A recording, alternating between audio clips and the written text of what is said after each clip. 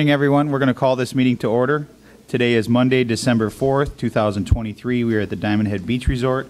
It is 9 a.m. All council members are present, including the town manager, town clerk, and town attorney. If you'll please rise for the invocation, followed by the Pledge of Allegiance.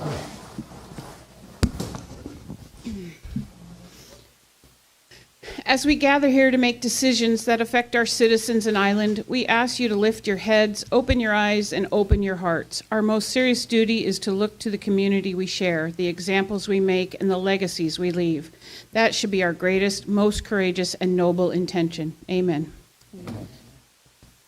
I pledge allegiance to the flag of the United States of America and to the republic for which it stands, one nation, under God, indivisible, with liberty and justice for all. Thank you. Next, we have the approval of the final agenda. Are there any amendments to the final agenda? Town attorney? Yes. I am going to pull the one item that's under my section, the proposed settlement agreement, and I will put it on the agenda for the next meeting. Okay, thank you very much.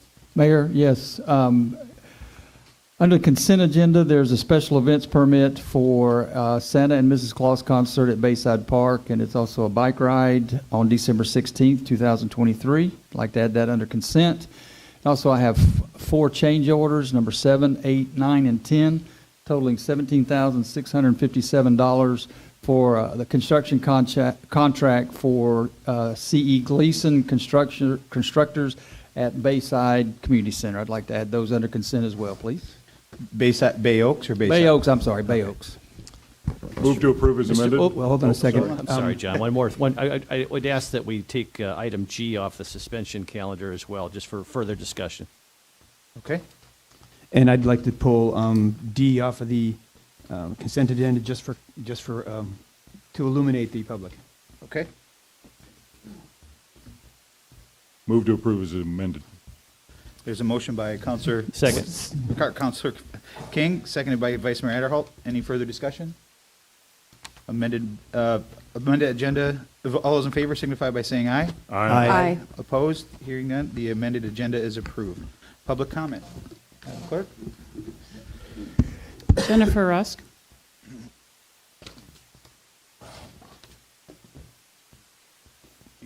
Morning, Jen. Hi, good morning, Council, and happy holidays to all of you.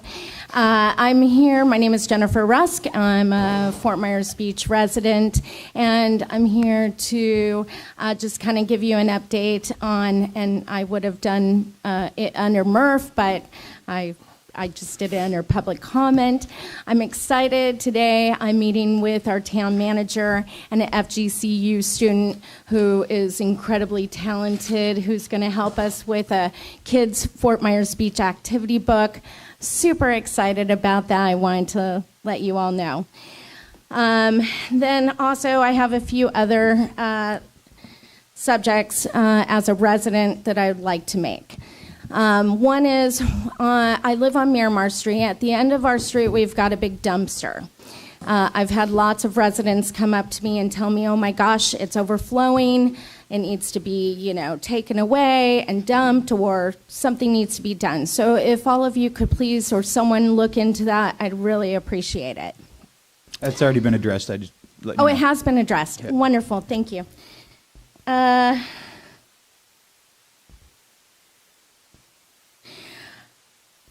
The other subject is I have been setting up the pop-up at Times Square, and it has been amazing. And I feel like until we can get that area built up, I feel like we need to have something like that, if not the farmers market. I feel like we should continue to support small businesses doing pop-ups in the Times Square area. Let's see, the C-School program. I'm super excited. I've had lots of people from local organizations reach out to me to want to help with that. And I'm excited about the potential people that want to help us with that, including the Sanibel folks who did their sea school. The Coast Guard would like to get involved with that. I've had a lot of people reach out to me, so I'm excited about bringing more resources in to help the Beach Kids School create a sea school. The Audubon actually reached out too to help us with that. So today we will be meeting with the town manager, Macy Knoll, who is a FGCU student who's incredibly talented and is going to help us with the activity book.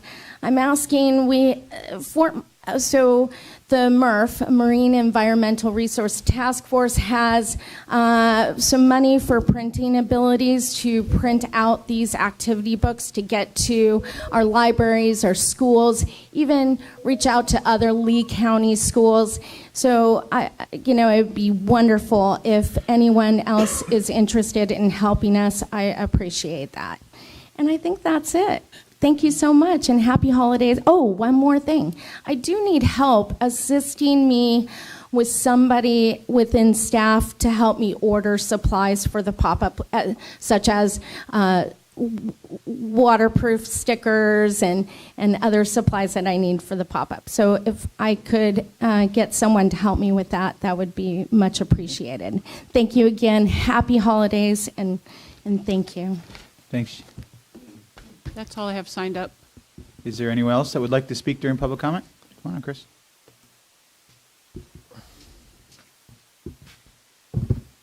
Good morning, Council. My name is Chris Mastero. I'm a homeowner and small business owner on Fort Myers Beach.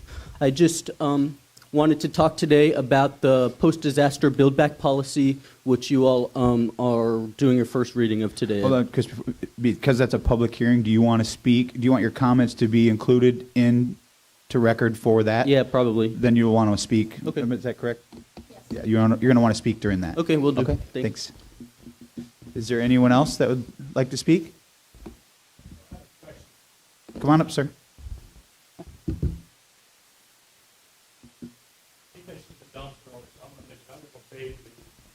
I'm Jay Birch, by the way, and we have a house there that's been tore up since the storm, and nothing's being done. So I wonder if that could be looked at on Bayview. I don't know if y'all are familiar with the house I'm talking about, but it's a mess. So if we could look at that, please. Yes, I'm Thank you. going to have Frankie at the end of the meeting here under the management and under the manager kind of update where we're at with some of these properties. Thank you. Thanks. Anyone else? Seeing none, we'll close public comment. Next, we have local achievements and recognitions. The poinsettia tree donation. Accept a donation from Jay and Mary Hiley for the purchase of the poinsettias for the town's annual poinsettia tree in Times Square. Is Jason, you want to? Are they here? I don't see them. Jason, you want to just kind of come up and fill everybody in on their kind gesture? So Jason Freeman, for the record. Jay and Mary Hiley reached out. They donated the poinsettias last year, and they offered to do that again, and are interested in doing that as a annual contribution donation to the town. So we just wanted to bring that before the town council to formally accept that donation. But we had a great kickoff this past weekend, and we got the poinsettia tree up with some volunteers from the community as well as town staff. That went up on Thursday.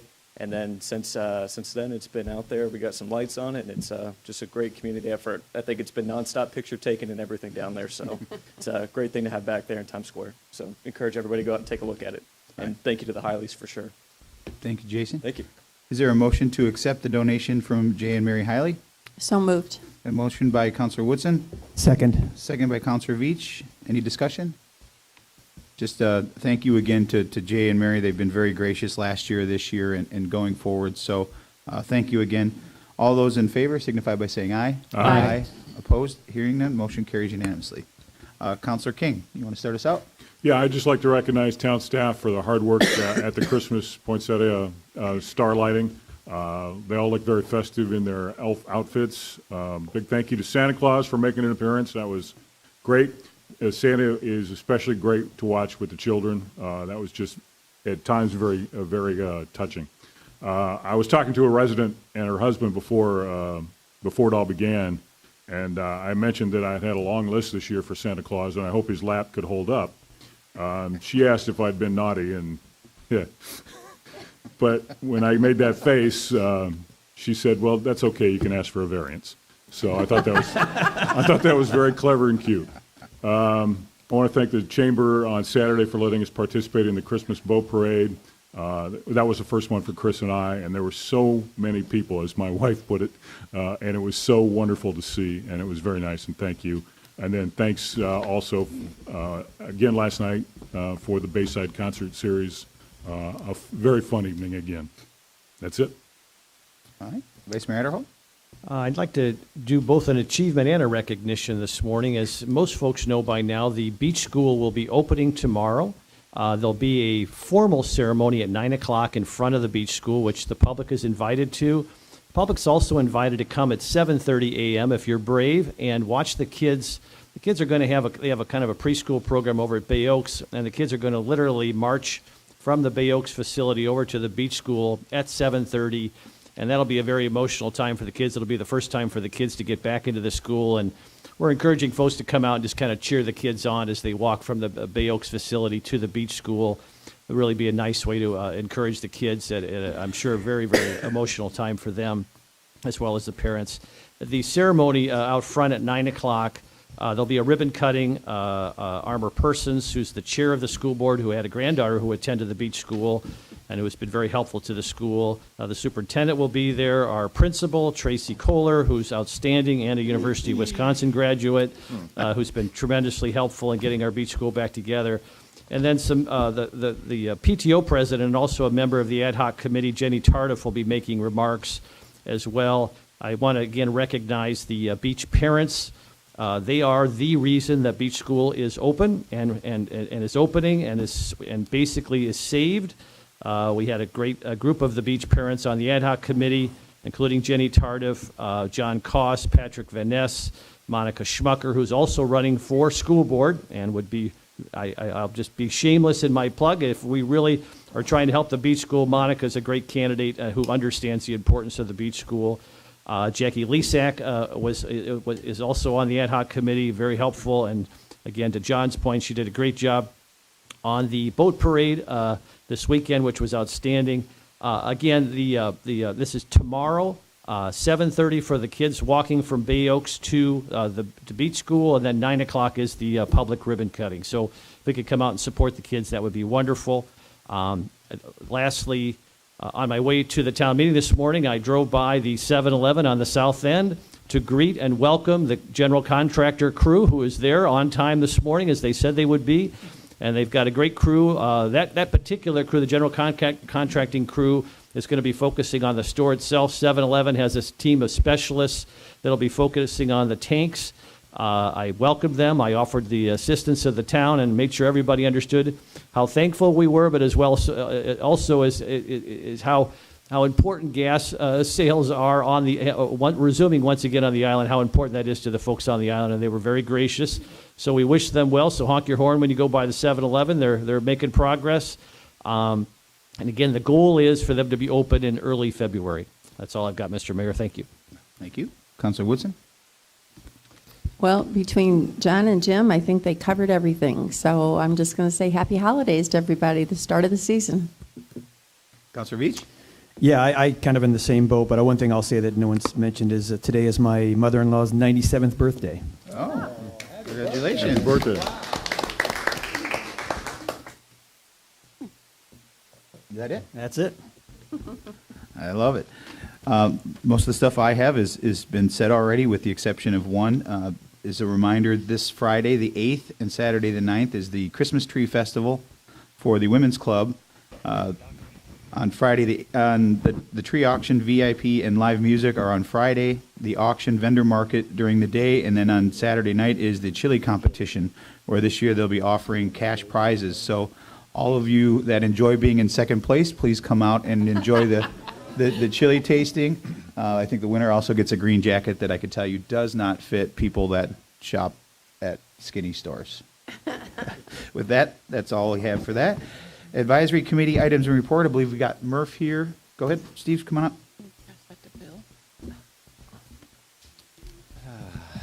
Good morning, Mayor, Vice Mayor, councilors, council, and staff. For the record, Steve Johnson, Chair of the Marine Environmental Resource Task Force Advisory Board. We've got two matters today. One is a recommendation, kind of a minor recommendation. The motion was made involving the tree selection in the Tree City USA grant that the town will be receiving to replant some of the trees in the downtown area. Essentially on North Estero Boulevard, from Bowditch Point to Times Square, they'll be replacing the royal palms that were lost in a hurricane, and that's very amenable to the Murph Group since that was existing.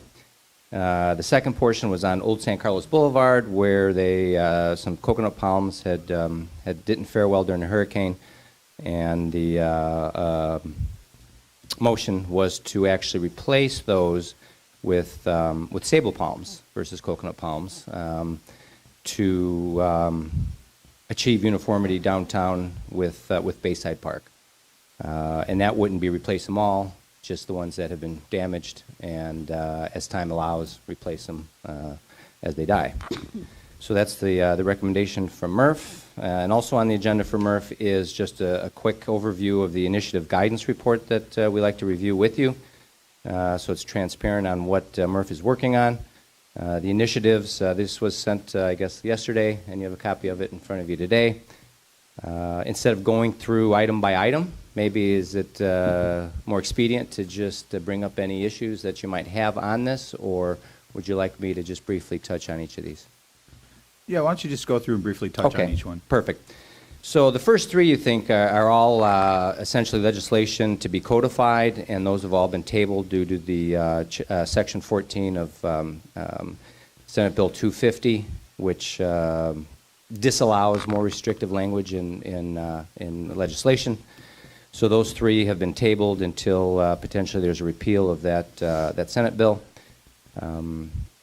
And also, by the way, we always ask if you want to help us prioritize this as well, because we will prioritize this during our next meeting.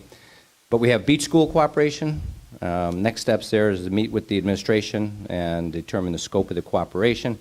As Councilor Aderholt had mentioned, the Vice Mayor, the beach school will be reopening, and they have reached out to us previously to help them with some agendas and some resources. Beach sand projects. Currently, there's 3 beach sand projects that are occurring, so a discussion over those to get a better idea of exactly what's happening. Rebuild right, so town vegetation, that's ongoing, similar to that the motion that was made I brought to you today. We're just sort of monitoring what's going on and making recommendations where it seems appropriate.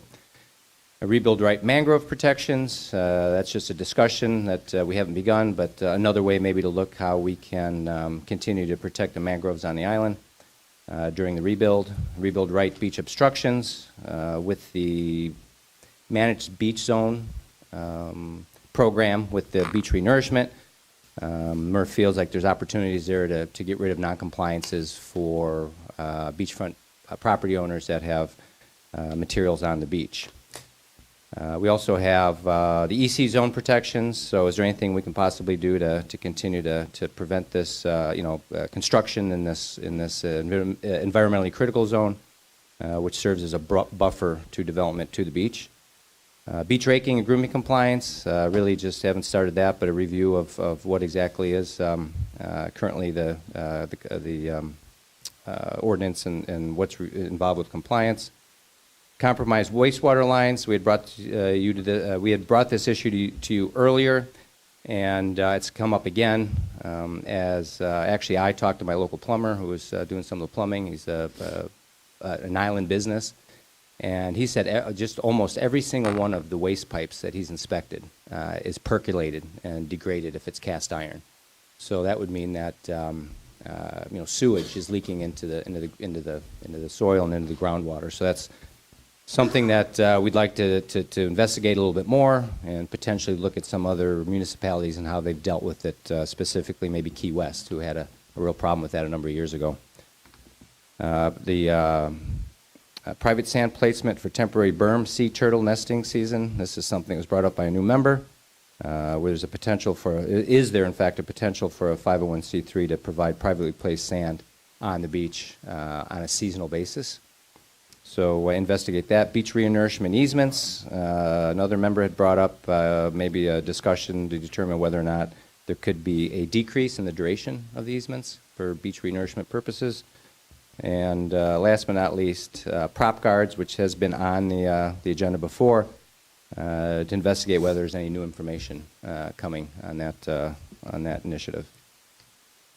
So is there any input, any amendments, any prioritization you'd like to see as we move forward? Councilor Beach, go ahead. Well, I just have a question for Andy. Now, the tree planting plan for Old San Carlos and the park, is that conforming to what Murph was recommending?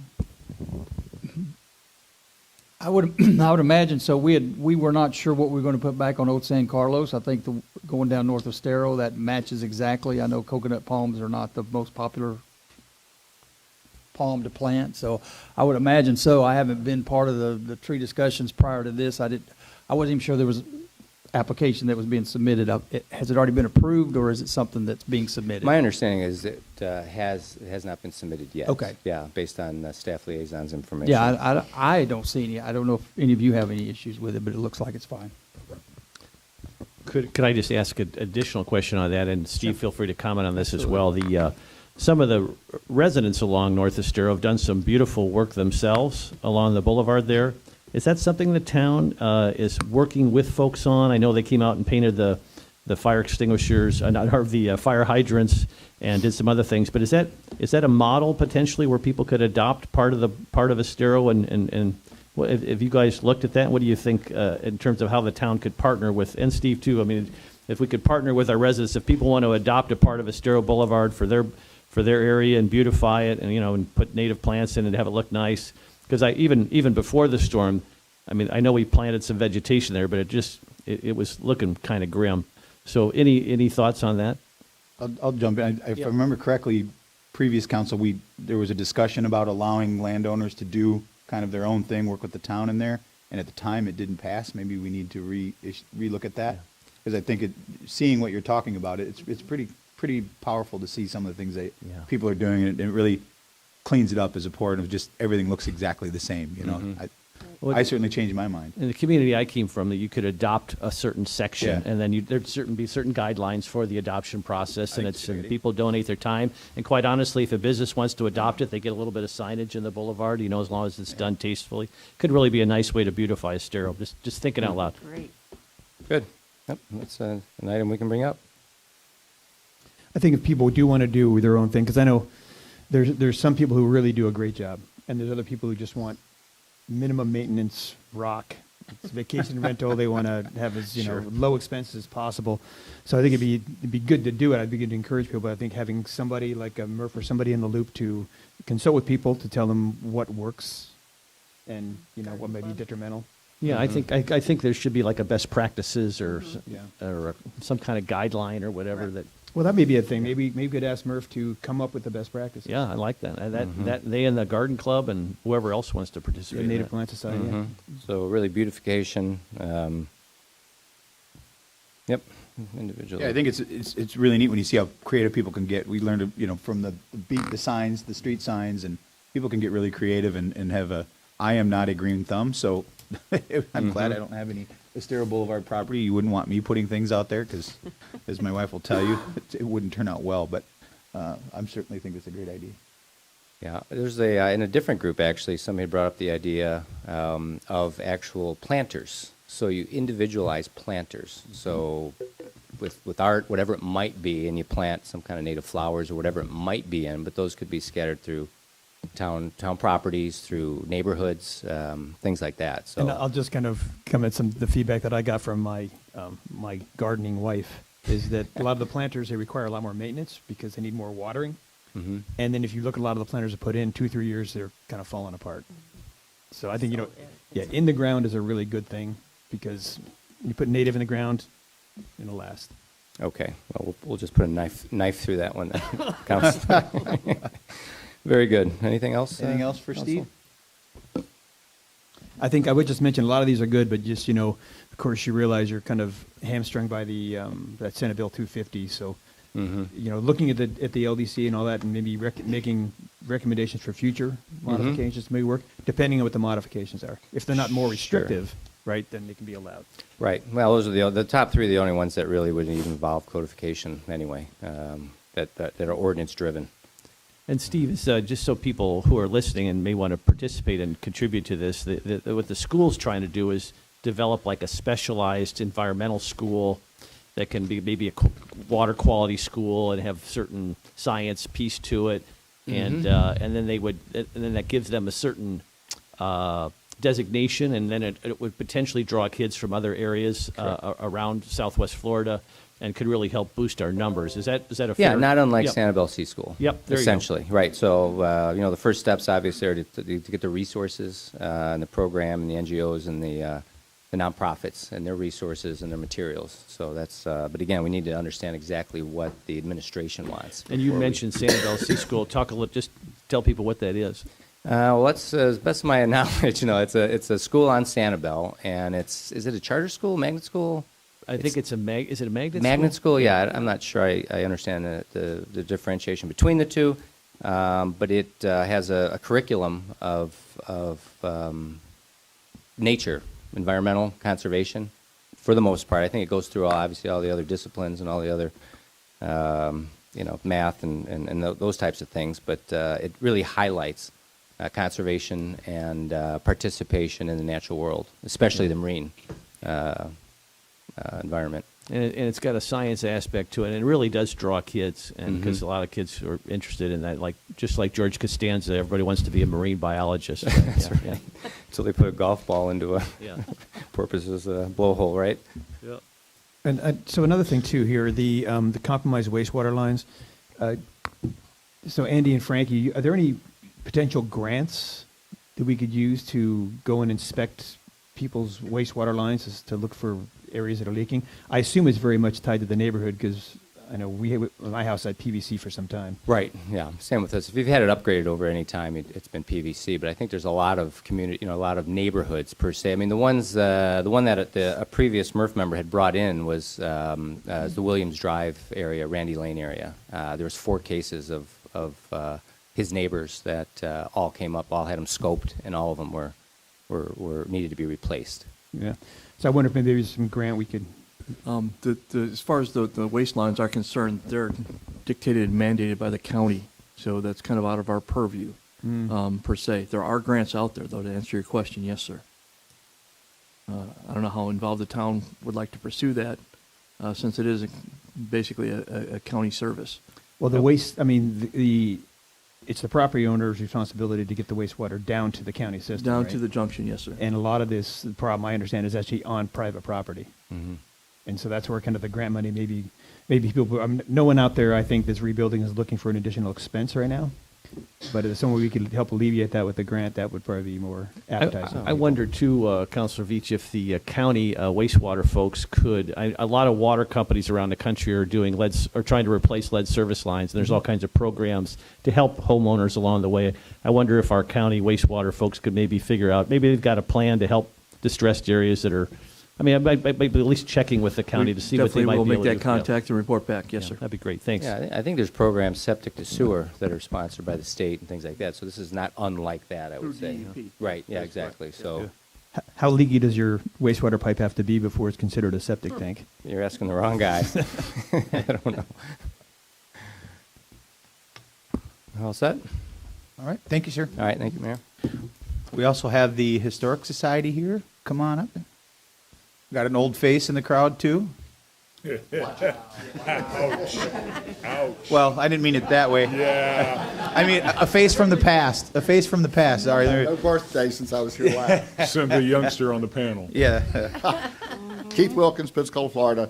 When I was here, riding my bike down Estero Boulevard, this artistic sign, street signs, just really struck me. And so one morning I took pictures of every one on Estero from the Southern Bridge up to Margaritaville.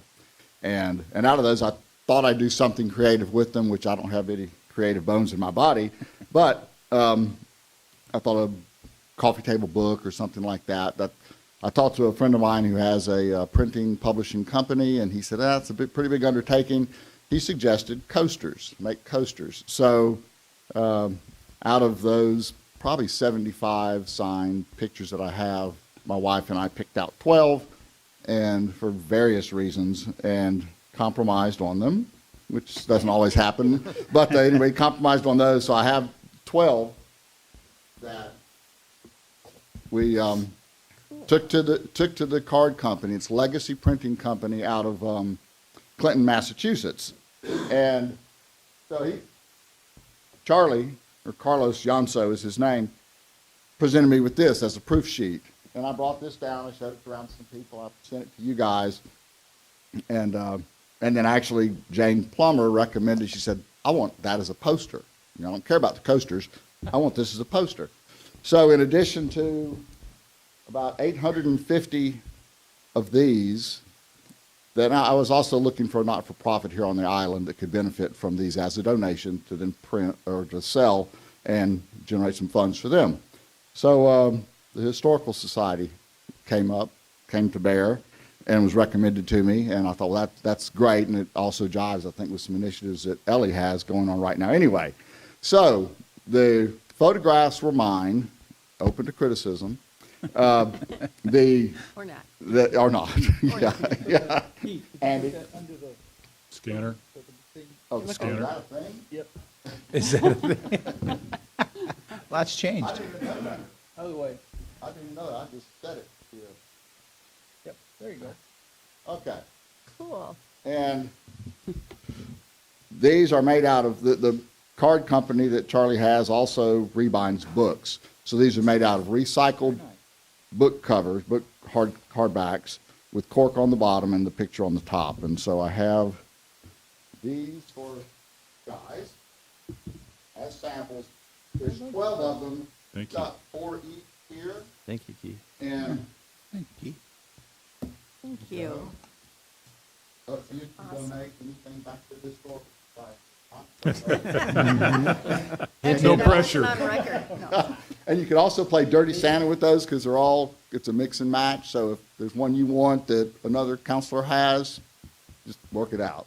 I know you guys are good at that. And I'd also like to introduce Ellie Bunting with the Historical Society to let you know what their plans are going to be for the program. These are great. Way down here. Okay.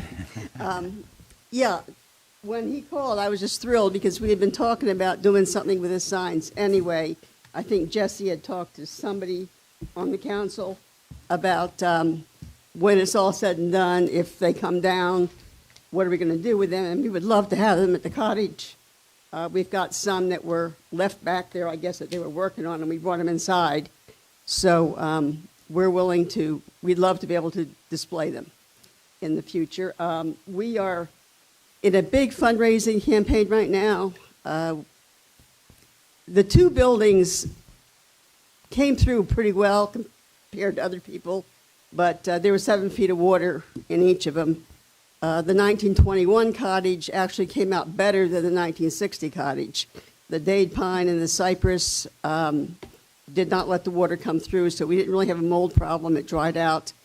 We've got electric in it. We are ready to have a open house December 16th. We're going to display what we saved. And we spent about $50,000 on repairs. So we're trying to rebuild our savings. We were very lucky that we had a couple of good donations about 10 years ago, and we had the cash to get the repairs done. But now we're down to not much in our savings, and we're trying to rebuild. So this is a great way. We plan on putting these on our Shopify store.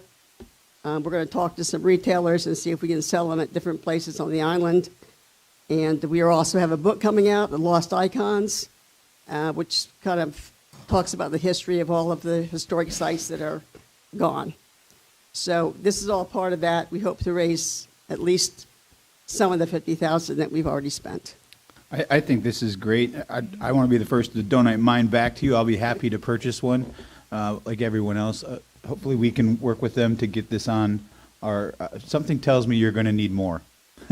So, yes. I would also reach out to Beach Talk Radio. I'm sure they'd be willing to help push it out to their followers as well. This is a great thing. I appreciate everything that you guys are doing. And any questions for? I have since you have the mic, Ellie, this is an opportunity to kind of do Yes. some marketing Yes. here. What's the details of the event, of the open house on the 16th, or do you know yet? Well, we're hoping the book will be here. It's cutting it close, so hopefully we'll have a book signing. But we've also got it's going to be from 1 to 3, kind of informal. We're going to have refreshments decorated for Christmas 1 to 3 on December on 16th. December 16th. And tell folks a little bit about how to find. All right, we if are they at don't the know where it end is. of Bay Road, right behind the school, Okay. and right in front of the preserve. And we'll be selling all of our wares. We've got Afghans that have the lost icons on them. We've got we got a cookbook, a history book. We've got some things as well that actually survived the storm that were up high enough. So we will be selling. Wonderful. And just to be clear, how can people who see these coasters, because they are spectacular, how can they buy them?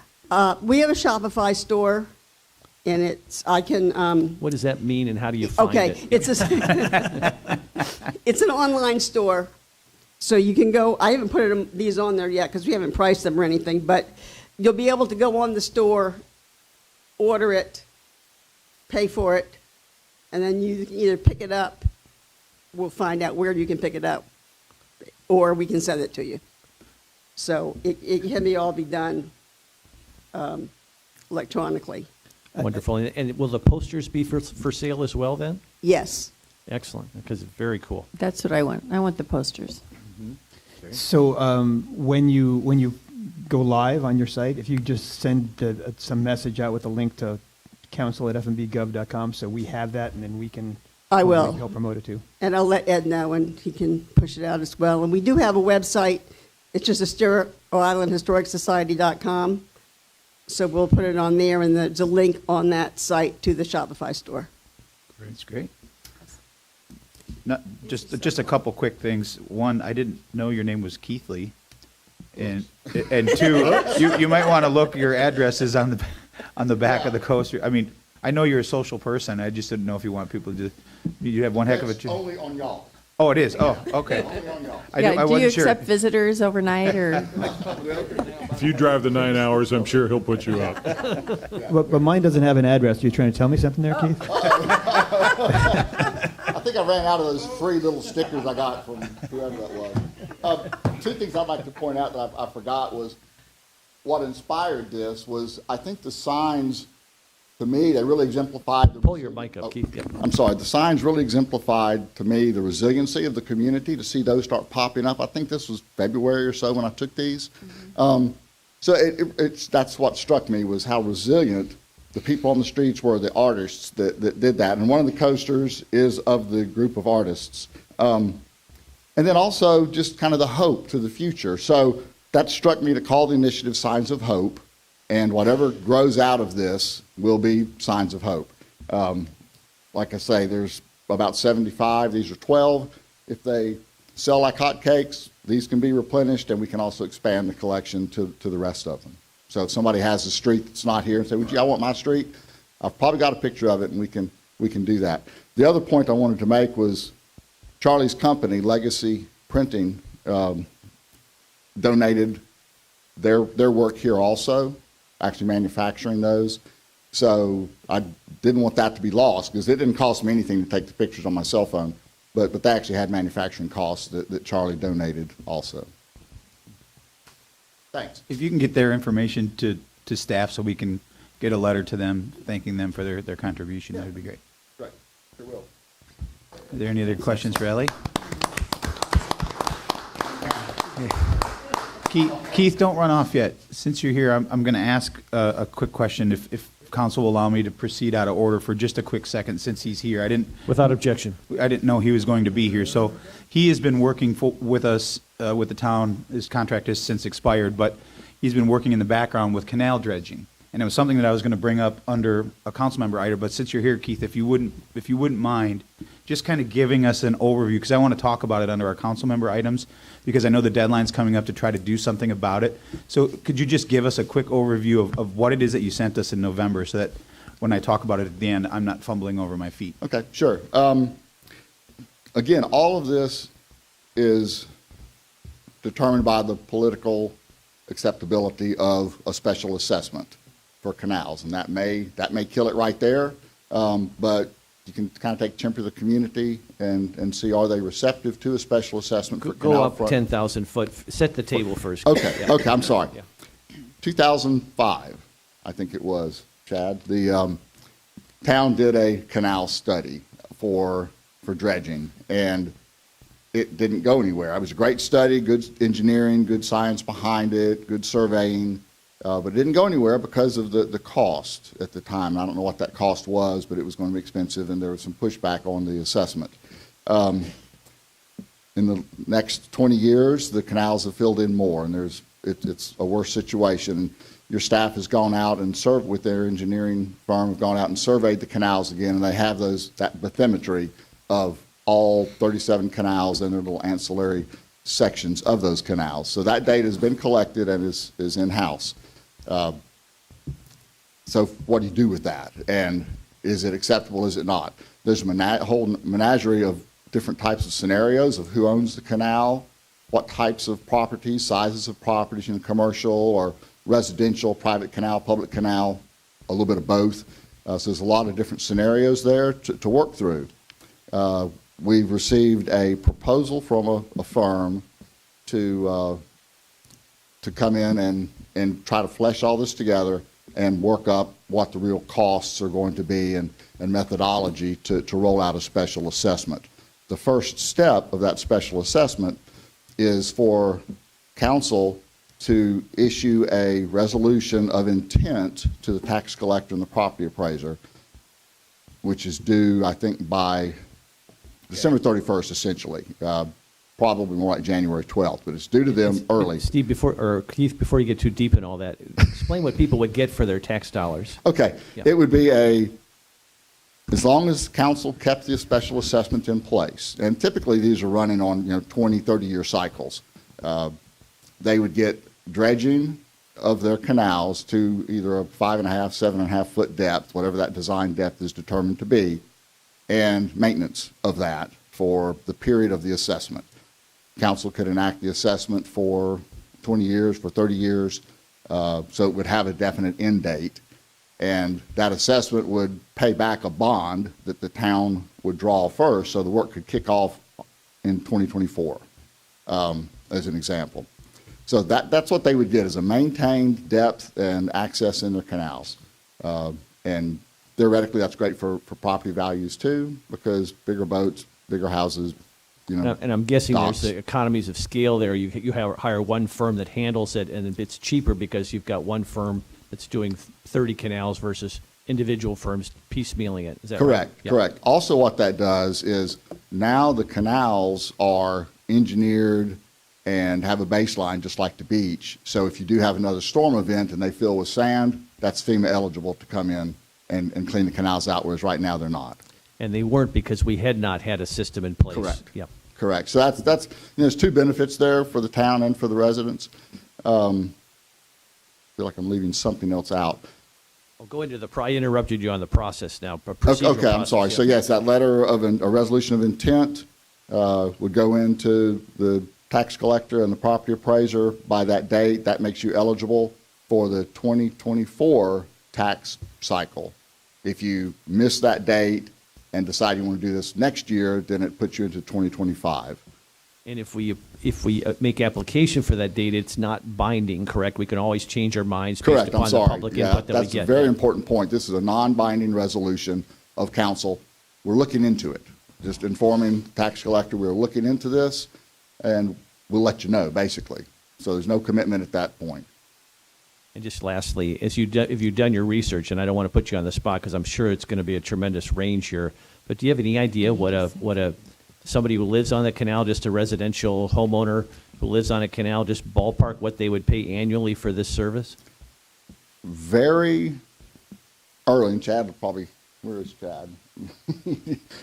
I don't want to box him in with anything either, but some of the numbers have indicated out of 1,000 properties that are on the canals and maybe a $20 million cost for dredge all the canals, and that's then allocated over a 20-year period per parcel. So, $1,000 a year perhaps is that range. I'd say four figures, not 10, not 6 figures, but somewhere in 4-figure range per year. Maybe 3 if we're lucky. And one other point is, as the town can gain grants, or if there's a storm and we have FEMA come in and maintain it for free, annually council can come in and adjust that assessment up or down depending on cost. So ideally, there would be some sorts of subsidies that are coming in to help keep that lower. And of the 20 million estimated for the aggregate overall long-term cost of it, if you were a betting person, what percentage of that 20 million could we get in grants from various programs around the state and country? And barring any storms, if you have a storm, then a significant portion of it. If you don't have a storm, probably not a lot, but it'd be a worthwhile effort. Yeah. And again, it all depends on the political palpability of it. And Becky looks like she's. Yeah, I hate to say this, but there is a notice period before you can do the resolution. So I think what we're really talking about is for 2025.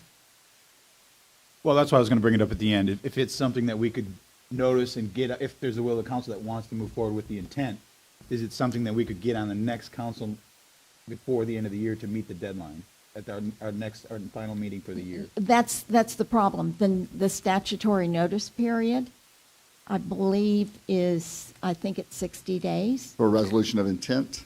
Yes. Not a binding resolution, non-binding?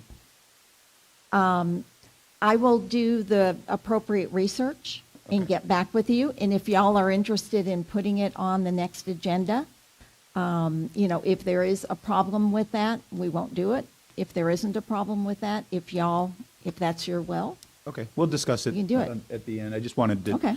have people hear from you because you're the one that did all the work on Yeah, it. So that's great. I appreciate you taking Obviously the time. not enough. And just for the record, Keith, this is just a proposal. There's no decision has been made. We have had no public Correct. input yet. Just food for thought. This is me springing it on you as my unemployed, uncontracted, totally at risk recommendation. Okay. Can't fire me now. And to be clear, the people who would be affected by this assessment will have a chance to vote on whether to Absolutely. do it. And you can set up a management program. Charlotte County has a management program that they do for theirs and for their assessments. And it's a committee, citizen council, basically, or citizen committee. It's an advisory type committee. Not that you need another advisory committee, but this is certainly one that's worthwhile to help advise on that. How's the service? How's the assessment going? What's the temperature of the canal front citizens and businesses? Yeah, so there'd be a lot of public input available. Yeah, I'll go. He laid it out pretty well in the email, step by step, under my council items. I'll go through the, 5 or 6 steps that are here. 6 steps that kind of lay out the process of how it would go through to answer a lot of the questions I think that you're wanting to have answered. Any other questions for Keith? Thank you. Thanks, sir. Thanks for allowing me to get him while we had him here. Sure.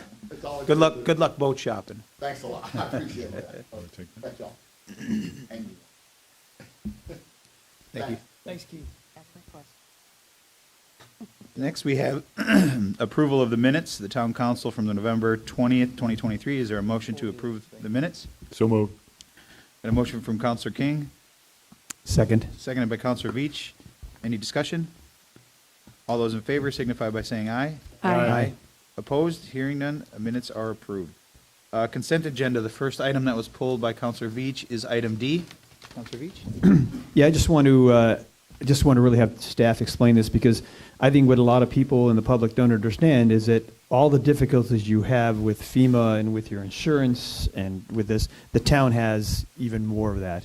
And so this loan, which is a really good piece of our financial puzzle, when we go through and do something using FEMA money, we have to do the work, make the outlay, spend the money, and then wait sometimes quite a while to get that money back to us. So what this is a loan that allows us to borrow the money at no interest, to do the work, and then when we get reimbursed, we basically put it back on. It's more of a, I guess, a line of credit. And then we get more, when we get money coming back from FEMA, then we use that to do additional work. So it's a really important piece of the recovery in a financially, fiscally prudent way. Can we have Joe just kind of come up and go over it? You probably know the best about it, if you don't mind. Not to put you on the spot, but we are. we are. Good morning, Joe Wanzik, Finance Director. I don't have a lot more to add to what Bill just described, but basically that is the idea. We'll receive $5 million up front that we could spend as on the FEMA reimbursable expenses for the specific list of projects that the state selected. These are all public works projects that have been entered into the grants portal for FEMA. So they selected the projects to tell us which ones that they're willing to give us the funding for upfront. We just need to make sure that they're actually reimbursable expenditures by FEMA. And then as we'll already have this cash, we can spend it on those expenses. We submit these expenditures to FEMA. Then FEMA reimburses us, but not directly. They put it into what they call a SmartLink account, and then the state takes it out of that SmartLink account to reimburse themselves for the loan. So we'll never see that reimbursement from FEMA. It'll go directly to the state. But in the meantime, we'll have the benefit of using this cash up front to make those expenditures. And I think just to give kind of a little bit, what we're trying to work on this legislative session is to work with our delegation to see if we can make this a reoccurring thing. So it's a revolving. It's not a one and done. Once you use it, the money goes back and it ends, so that we can get through all this project. So that's something that the legislatures are going to take up this session, hopefully. We're continuing to push, along with other communities throughout Lee County, to try to get this to be a revolving until you can get through all the projects, and then they get reimbursed at the end versus as we do the projects. Okay, that would be fantastic. We're trying. Yeah, I failed to mention this is a 0% interest loan, so there's absolutely no cost to us. So I think the other thing, too, to realize is this is a special exception for us, and our only other option would be to go out and borrow money at the going rate, which would be 8%, 10%. I don't even know what it is, but it would be a lot more than zero. Absolutely. So I think, to me, it's a no-brainer, and if we can keep it going, even better. Yes. Yeah, this was a very specific ask we had up in Tallahassee to get this part of it, and this is what came down in part of that $20+ million appropriation from the state a few months back. So we're certainly thankful for it because it helps our community a lot. Right. Okay, and I'll just, I'll go ahead and make a motion to approve. Second. Any further discussion? I'll just also, just point out, thank you to you, Dan, and to the staff who's gone up and lobbied for this stuff. I'm sure it's not an easy thing to do. Well, it's an experience, I'll tell you that. It's an experience. And a lot of things change when you do it. What you talk about at the beginning versus when you get to the end, things change. But we're just glad we got something out of this that is allowing us to start. There's a long list if you look at the packet. There's quite a few things in there that are very instrumental in making sure that we can build back as best we can. We got a motion and a second. Any further discussion? All those in favor signify by saying aye. Aye. Opposed? Hearing none. That motion carries unanimously. And the next is item G, municipal elections. Vice Mayor Adderholt? Yeah. I asked this to be pulled just so we could have a little colloquy with our town clerk. And I don't mean to put you on the spot, Amy, but when I saw this last night, I thought people would find this interesting. This is a contractual relationship with the Lee County Supervisor of Elections to pay for the cost of the election 2024. But what I want to flesh out publicly, if we know yet, and if not, we can let people we don't know, and certainly query with Tommy Doyle, who's the Lee County Supervisor of Election. Prior to Hurricane Ian, we had 3 voting locations on Fort Myers Beach. Tommy Doyle, to his credit, came to the council and pleaded with us and said that they're trying to cut costs, and there's a lot more people voting by mail, and they wanted to reduce the number of voting locations. I pleaded with him. He was going to go from 3 to 1. I pleaded with him to, at a minimum, just do 2, have one on the south end and the north end, which he agreed to his credit. We were going to have one at Church of the Ascension and Chapel by the Sea. Obviously, post-Hurricane Ian, we didn't have any at all because we had them off island, which was a challenge in and of itself. But now that things are progressing, I don't want to say getting back to normal because we've got a long way to go, but have you had any conversations with the supervisor of elections, Amy, with respect to polling locations on the island? And what do we know at this point? Because I think I have a couple of scenarios in my mind where we could have them, one on the south end, one on the north end, but I'm curious if any conversations have been had thus far. I believe the town manager has something. Yeah, to say. I have. I've Okay. spoken with him at length on one location, and that's the new trailers we got coming in. We do have a location that's suitable. It's probably going to be almost as big as this room. He's going to come out in January to take a look and get that evaluated to his needs. The biggest thing he needed was like a kitchen area and a bathroom. That was Okay. his top two things that he spoke about. So we've got that.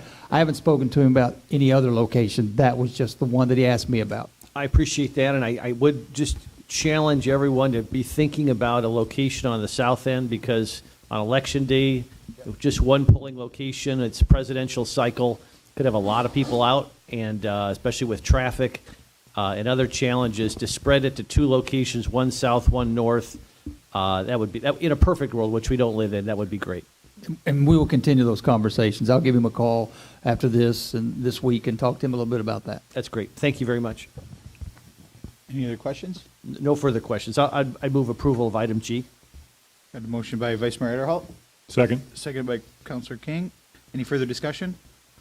All those in favor signify by saying aye. Aye. Opposed? Hearing none, motion carries unanimously. And I'll, if you're entertaining a motion to approve the remainder of the consent agenda. Got a motion by Councilor Veach, Second. seconded by Councilor Woodson. All those in favor signify by saying aye. Aye. Opposed? Hearing none, the motion carries unanimously. Next, it brings us to, excuse me, our public hearings. The first one is ordinance 23-18, post-disaster build-back amendment. This is the first reading and public hearing of an ordinance entitled, "An Ordinance of the Town of Fort Myers Beach, Florida, amending Chapter 34, Article 5, Division 2, Section 34-3238, post-disaster build-back, providing for severability, codification, scrivener's errors, conflicts of law, and an effective date." We'll now open the first public hearing. Go ahead. Good morning. Sarah Probst with Community Development. Hold on, let me get things situated here. My apologies. Okay. Staff has been asked to provide language amending the post-disaster build-back regulations found in Section 34-3238 to allow the square footage of the footprint, including space that was unenclosed, such as garages, lanais, or storage areas, essentially allowing the same size building as previously existed, raised above the base flood elevation, and would not limit the usable space to only previously habitable space. The proposed change would allow the same number of units, the same number of bedrooms, and the same number of bathrooms, except the bathrooms could be increased to match the number of bedrooms. In discussion with a development that will have to change the layout of their cottages to meet current codes, they recommended a clarification that limited only full baths to match the number of bedrooms, essentially excluding half baths to be counted. This has been done in the language before you. For hotels and motels, the same allowance to use the entire area of the roof line, including hallways, parking areas, and storage areas that previously could not be included in rebuilt units, has been applied. Additionally, the new language allows for the creation of additional rooms or fewer rooms as the space allows. The only limitation is that if the hotel is smaller than 50 units, this language cannot be used to increase it above 50 units. Another option would be to only allow this for hotels, motels that are less than 50 units. The language was also amended to allow the director to reduce some of the requirements for open space, parking, landscaping, or buffer regulations through a written determination, rather than requiring a full variance to those requirements. At the LPA hearing, there was support for allowing redevelopment to reconstruct with the number of previously developed over-density units and to allow those structures to rebuild per the current setbacks and coverage. They also voiced support for removing the limit on the number of rooms and bathrooms and to include the ADA language in the residential allowance. ADA requirements do not technically apply to residential units, although application of those types of codes would result in larger rooms, hallways, and bathrooms. 2 changes were made following the meeting. One was to further explain what was intended by the explanation of roof line measurement, and also specifying that the bathroom limit applies to full baths only. This would not eliminate the ability for a residence to have a powder room on the first floor or a floor that didn't have a bedroom. Let me know what your thoughts are on the proposed language and how you feel about the suggestions from the LPA. I'm available for any questions you may have. Questions for Sarah? I have one. Okay. On packet page 164, it says number 2, it says if the additional square footage gained does not provide adequate space to meet building or ADA codes, additional space may be allocated for that purpose. I don't disagree with that part of it, but I wish that we could be a little bit more specific with that. I mean, that's pretty open-ended. And some of the issues we've had with the codes in the past is it's very open to interpretation. Mhm. So if there's a way legally we can drill down on that and make that a little bit more wordy. So previously, the code had a limit on the square footage. I believe it was 30 additional square feet, something like that. So the idea was that we didn't really know what would be required to put it into compliance with that. If you have a recommendation on what would be an appropriate amount, I think that's the concern, is that sometimes that 30 square feet is enough, sometimes it isn't.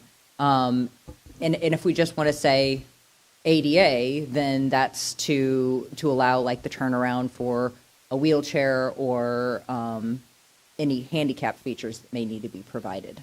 Well, I think for the sake of consistency, I personally would like to see whether there's a limit that can be done through an administrative variance, and then anything above that, then if they have to get more square footage, they can come through on a normal process. I'll leave it to you to come up with what that recommendation is as far as additional footage that may or may not be needed.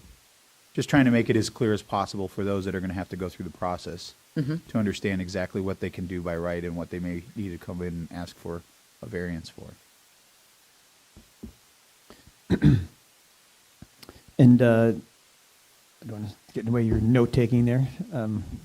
So this change that allows the number of bathrooms to be increased, but only by the number of bedrooms? Mhm. Now, where did that come from? That came from the original discussion that we had with you guys. It was at the sorry. M&P meeting. Yeah, it was at the M&P meeting where there was a discussion about the number of, because it didn't previously say anything in regard to bathrooms. It didn't say anything really in regard to number of rooms. And there was a discussion about if we allow for the additional square footage, you guys indicated that you didn't really want additional rooms to be created. But then we were talking about if there's additional square footage and people say, oh, we're just going to put in a few extra bathrooms, and then later on they turn that additional space into bedrooms to, match up with the number of bathrooms. So the idea was that if we limited the number of bathrooms to the number of bedrooms that are there, people wouldn't later on be able to come in and just put in additional bedrooms, which would take a lot less, could potentially be done without a permit. And is there anything in this that is more restrictive than the previous? Not that I'm aware of. I looked at it. It should be more liberal than permissive? previously. Yep. Yeah. And you said that the LPA had a recommendation of allowing them to increase the bedrooms and bathrooms? Yeah, they had interest in allowing the same number of units, but increasing the allowable bedrooms and bathrooms to accommodate any additional square footage. There was also a recommendation that got general support that was to allow the structure to be rebuilt to the maximum square footage that a new home could be built to now, or a new structure could be built to now, meeting the And setbacks. I'm glad you brought that up, because that's Mhm. going to be another question I had. Couldn't they do that now? I mean, technically, they could tear the house down and build what they could build a single-family home by right anyway. They could, but they wouldn't be able to keep the number of units. So really, I mean, this is Units, we're giving them the ability to have the additional units, and the town council had mentioned that you were interested in making sure that those structures didn't get much larger, which they really could.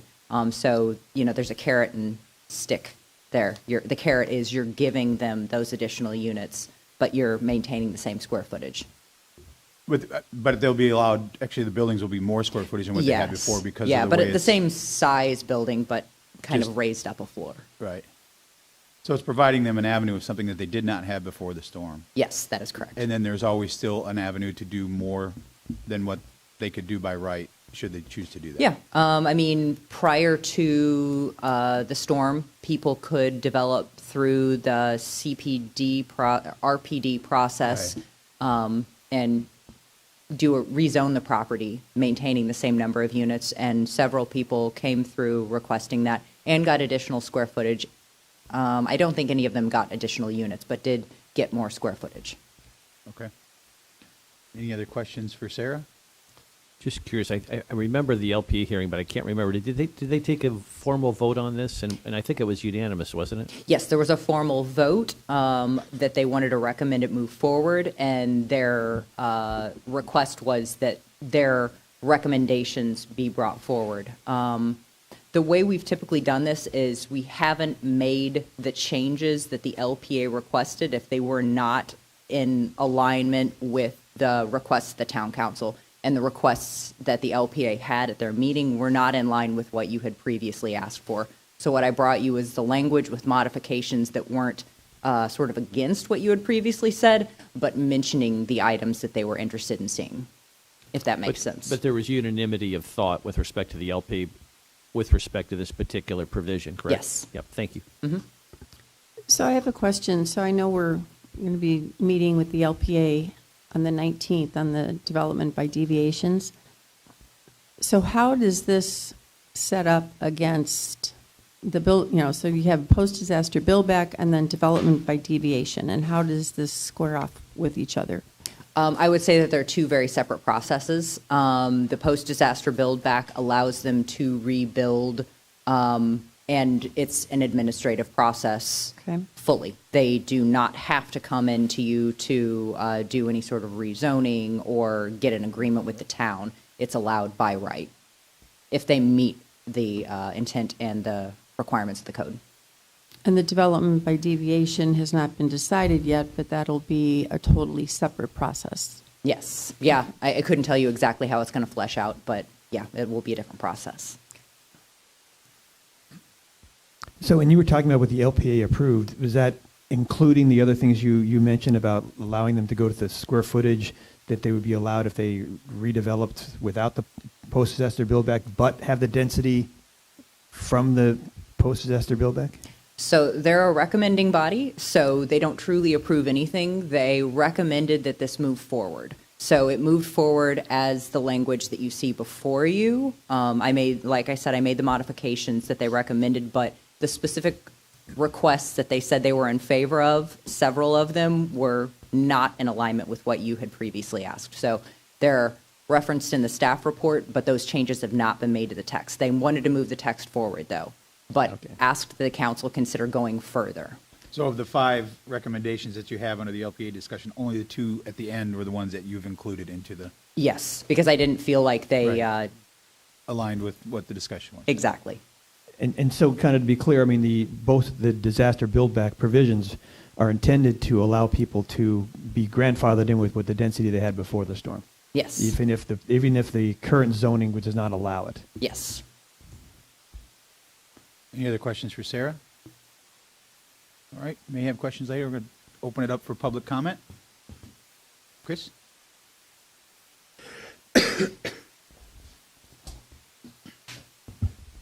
Good morning again, Council. My name is Chris Mastero. I am a property owner on Fort Myers Beach, also a small business owner. I wanted to talk about this post-disaster build-back policy. As for me and my property, it really does affect what I'm able to do. Let me talk to you about my property a little bit. It was a home built in 1955, cottage-style home. Upstairs is where I live, and downstairs it was a duplex with partially enclosed, where half of the downstairs was a living space and the other half of the downstairs was a laundry space. The way the current post-disaster build-back policy is written, I can't really do much in terms of rebuilding the space that I lost. I would like to elevate my home. and get above base flood elevation, not build on grade anymore of this consistent flooding that I'm having. I can't build half a home up in the air. Previously, only half of my first floor was enclosed, so the way the current post-disaster build back policy is written, I can't move forward with that. It doesn't allow me to increase my square footage. I can't build half a home elevated underneath, a full-sized home. I do want to echo LPA and encourage you all to look at the bigger picture and encourage you all to maybe dig a little deeper on this. Because this policy, I believe, is really what's going to make our beach and our town bounce back quicker than anything else. These resorts take 3 to 5 years to approve and build. Homes, a year and a half, 2 max. This is really a way to empower homeowners and small business owners and vacation rental owners to fill our properties and get visitors and get tourism back on this island. I think that the wording where we're only allowed to build within square footage of roof line and things like that can be interpreted very differently. So I would encourage you all to clear that up. For example, the front of my house is a roofed lanai. It's not enclosed. It's open air, no screens. It has a roof over it. Does that count towards square footage I can add, or does that count towards interior walls? I think really that interpretation is a big gray area, and I would encourage you all to look at the big picture and saying, allow these people to keep density, allow them to build back what they can within the already approved setbacks and regulations that you have. Thank you. Thank you, Chris. Anyone else? Yes, sir. Hi, good morning. Albert Ambrose, Studio 80 architect. I did speak at the LPA in support of this build back policy. I'll point to one of a few clients that we have, which just will greatly benefit them, Bahama Beach Club, for example. We are asking not just for the square footage you got increase, which is very beneficial, allows them the flexibility to utilize that space differently. But if we can eliminate the restrictions on bedrooms and bathrooms and just let the homeowners utilize that bonus square footage however they desire, I think all of us will look here and say a house that was built in 1950s, 60s, 70s, and 80s, we will never rebuild that exactly the same square footage we had today. What I mentioned at that LPA meeting is that all of our kitchens have grown, all of our bathrooms have grown, the common amenities, things that are rentals, or for a personal house that's also going to have a rental below. Extra square footage is beneficial. We all use bigger doors now. We don't use the old 2-foot doors. We don't use little 30-inch doors now. We use 3-foot doors. In a single-family duplex, there's no ADA accommodations, so we don't really get any benefit in ADA codes. Those are strictly for beyond once you leave a duplex facility. So those are going to be reserved for commercial projects. So when we restructuring and we're looking at budgets, we're spending a lot of money obviously to rebuild, but we're building these smaller packages back. So there's extra flexibility. I think let the homeowners make the decision if an extra bedroom makes a beneficial, a benefit to them. It could be a real estate benefit to go through a 3-bedroom versus a 2-bedroom. I think we're getting the weeds here as far as controlling how the interior of someone's structure is going to be if we're saying you can't have a half bath or have to be a full bath and all these lines. I do think we do still improve the definition of roof line. I say that because, as I mentioned in the LPA, as an architect, we read black and white in the code. We get an interpretation that I'm hearing today that's being recorded, and at the LPA, what the definition of roof line meant. I get it. I understand the gentleman that was up here a second ago doesn't get it as well, too. You're going to get a lot of this unless there's a graphic attached to this. We're all not going to be here 10 years. Maybe some people will be in different positions on the councils or LPA boards or working for the building department. The clearer the code is, even if it's a cartoon sketch that clarifies that question that I brought up at the last LPA, the better it will be, because someone else will then reinterpret this code differently 10 years at the next hurricane. So to conclude, also, this helps everything for us to do everything by right, which means we're able to go in for a development order, avoiding an RPD, because an RPD, just like a CBT, takes time. And for Bahama Beach Club, we're trying to get the things designed now so that we can go in for development order, get the construction budget price input, and move forward. So this will help it go faster and also maintain the character of the town. And lastly, if any property like that were to sell and you were to rebuild, 4 single-family homes could fit on there, and those can be drastically huge, and I could still keep it below the lot coverage that's allowed. And each one of those homes I plugged in were 6-bedroom, 6-bath, massive rooms. If I made those rooms smaller, I probably could fit an 8-bedroom home. So in that piece of property, I can fit a lot of bedrooms. So to restrict them to the bedrooms in this build-back policy, it should be eliminated, I believe. Thank you. Just ask a question. Yeah, let's just figure sure the public comments over, and then we'll Yeah. ask the questions that, and if we have to call them back up, we will. Okay. Is there anyone else that has any comments? Seeing none. Sarah, I have a feeling you're going to be asked some more questions. If you want to, I was going to ask from there. Oh, I was going to ask Albert a question if I could. Oh, sure. Go ahead and ask him. Albert, sorry, you're a subject matter expert that people are listening to these days, and I wanted to get your opinion. The language that's the roof line issue aside, which I think would be helpful to have that clarification as you stated, but the language we have before us, and I know you had some additional, you wanted it to be a little vaguer, give you a little more freedom, but the language we have before us today, do you see that as a positive step forward? The language you're changing to allow additional square footage that was below, that helps drastically. Okay. It basically takes any of the 2-story houses, or structures, I should say. But I know you preferred no specificity on the bathrooms and rooms and so forth. But that aside, what we have before us today, I'm asking, do you think that's a positive step forward? Definitely. Okay, that's what I wanted to clarify, because I knew you had that change you wanted as well, in addition to the roof line. I just want to make sure you were supportive of what we had before us today. Yes. All right, thank you Yes. very much. Yeah. All right, thank you. You want to go? Oh, you're just going to switch? Okay. When Sarah gets her steps in these meetings. Yeah. So Sarah, I'm rereading what you have in here for the under the roof, and I see their point. Is there a way that you and Becky can elaborate on that a little bit more, to be a little bit more specific, or even to Albert's point, put some sort of drawing in there? So I believe what Chris brought up is covered. If I was to read this, I think his covered lanai would fall within something that he could build back based on his description of what he has. Yes. And what this says. But to Albert's point, I'm not going to be here in 10 years, or somebody else could be here and or someone might be in your seat that has a different interpretation of what that means. This was actually the clarified text. Oh. So, I mean, and I'm not sure on how you want, I'm not even sure how we would draw a picture of this. I mean, I think that's part of the issue. We have to use our brains occasionally to read words and just think through it, because I think that this is fairly clear, but if you can tell me how to clarify it, I certainly can. Well, I'm just wondering if there are still images of houses that were on a property or are still on a property now after the storm that we could get from LIPA that show, maybe there's a 10-foot overhang lanai on the front that you could see the aerial view of it. Well, that is I mean, definitely a roof line. I mean, that's what it is.